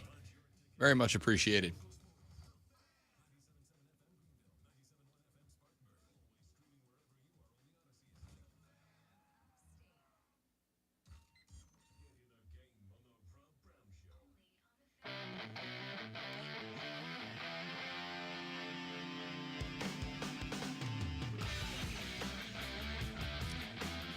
Look, it's real simple. I feel this way about football, basketball, baseball, soccer, tennis, and NASCAR, y'all. Rocked my Dale Earnhardt Sr. t-shirt yesterday, as a matter of fact. The rules are the rules, and the rules should be applied no matter where we are in a game, match, race, event, athletic competition of any type. I have said to the point that it's become almost a catchphrase on the show. If it's a foul in the first, it's a foul in the fourth. If it's a foul in the first minute of the game, it's a foul in the fourth minute of the game. It's a foul in the final minute of the game. If it's a foul, it's a foul. If it's a penalty, it's a penalty. If it's a rule that is enforced, it's a rule that should be enforced. This inconsistency, back and forth, about NASCAR deciding when to throw cautions at the end of races is frustrating. It is frustrating because it does feel like NASCAR is kind of making it up as it goes. And it's been different across levels. It's been different at the Xfinity level. It's been different at the Cup Series level. It's been all over the place. There's been a lot going on about the consistency or lack thereof. Had a controversy at Daytona in week 1. Had a controversy this past weekend in Atlanta in week 2. There's a lot going on right now. I am frustrated with it. Not because I necessarily have a preference in one way or the other about how this is handled. I just want it handled consistently. Now, I would even go one step further, and I would say this to the texter who sent this question in on our text line at 844-326-3663. I would be happy to take this one step further. I'm actually more frustrated with the current package, the current rules set up for these cars at super speedways. I'm more frustrated with that because, to me, they have made the races more boring. At Talladega, at Daytona, honestly, to some degree at Atlanta, which is a 1.5 mile, but set up the same way as a super speedway, mini super speedway. I'm very frustrated with that because what they have done is turn these races into fuel management races. I was watching Kyle Busch at Daytona in week 1. Kyle Busch arguably had the second, maybe third fastest car on the track. And there got to be like 30 laps, 35, 40 laps left to go. We're kind of dialed in. We're like, yo, the eight might have a chance. He has not won a Daytona 500 yet. Maybe he's got a chance to rectify that here. And with like 40 laps to go, they start talking about the fact that the crew chief has radioed down to Kyle Busch and said, hey, you got to start saving gas. I don't know if I've got you enough to get you to the end of the race. You might be a lap and a half short. You got to start saving fuel.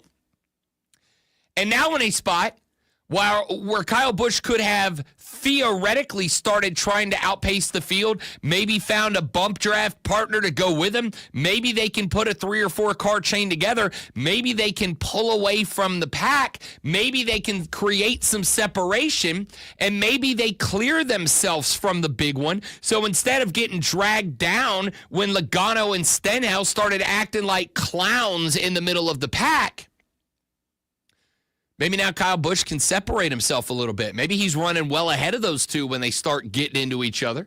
Maybe we stretch the field out a little bit, And maybe we got an opportunity for some guys to race to the checkers and not just survive, right? Like maybe there's better racing. I'm very frustrated with that. Texas said they didn't even run full throttle at Daytona for quite some time, to your point. Exactly. The 20 of the last 25 laps were guys running at 80% throttle to conserve fuel and basically just living by the draft. But what's that create? A log jam up front that makes the big one an inevitability. I'm not like we should be trying to eliminate the big one. What I'm saying is, especially at a track like Daytona, the big one doesn't make the race better. If it happens, it happens, but it doesn't make the race better. And I think that's a detriment to NASCAR, to be honest. We go to Charlotte. We got guys crashing well behind the leaders. Do we pull out the caution? Do we let it be? You know, I would be fine, and I think this is probably something NASCAR should look into. You may just have to start getting more specific about the rules, right? If there is a crash at Atlanta on the last couple of laps, and this crash at Atlanta in the last couple of laps come while the leaders are, you know, inside of the first two turns on the track, we'll pull the caution there. Because what I can't have is two guys racing full throttle back to the checkers, and then there's a car waiting for them broadside in the middle of turn 2. So you're going, all right, green flag. All right, now dive down. Both of you dive down. Can't have that. But if there's a wreck in turn 5, and there's another mile between the start-finish line and a car that is idle on the track, let them finish the race, right? It may be something that we just have to start writing specifics, and we got to trust that whoever is in charge of the button that turns on the caution lights knows the rules. If there's a caution from this point on the track forward, no caution if it's on that track or that side of the track or closer to the flag. I don't know how you handle it. What I do know is the boys got to be allowed to race. This is not a 497-mile race, and the last 3 is, you know, circumstantial. I want to be able to race, but I also know with the package you've set up, what I don't want is for a guy to be in the lead at 500 miles, but he doesn't have 503 miles worth of gas, so he loses in overtime because 2 other guys somewhere completely different on the track got into each other and knocked each other down. I can't have that. So I don't know. I don't know what the right play is. I don't know what the fix is. But I completely agree entirely that there's got to be a solution, and the solution should make racing better, not worse, because right now it's been made worse.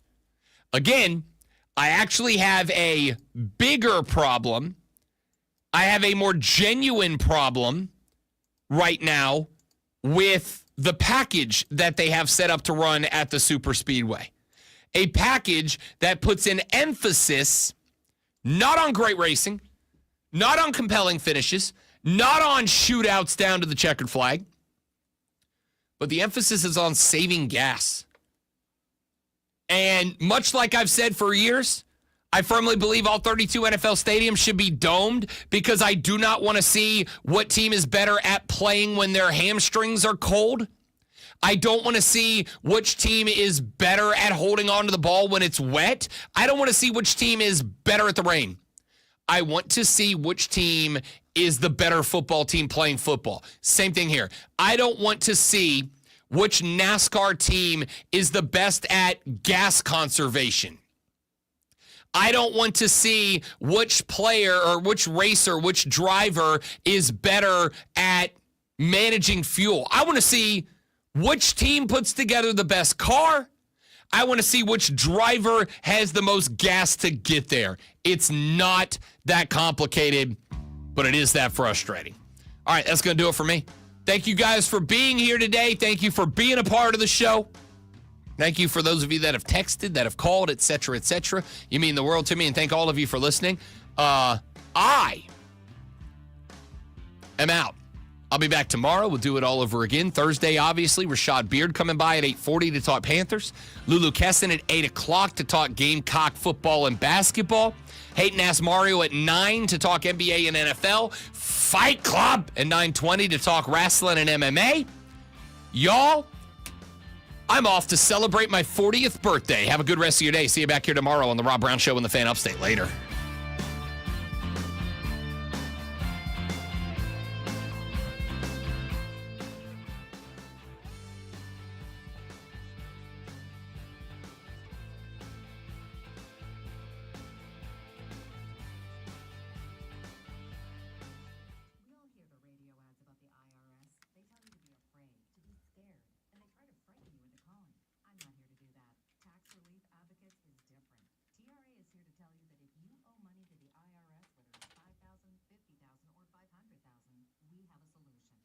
All right, guys and gals, thank y'all for being here. I appreciate it. You're all amazing people. I got to go because I'm tired of working, but I got to do more work. Thank you for being here. You're awesome. See you tomorrow. Goodbye.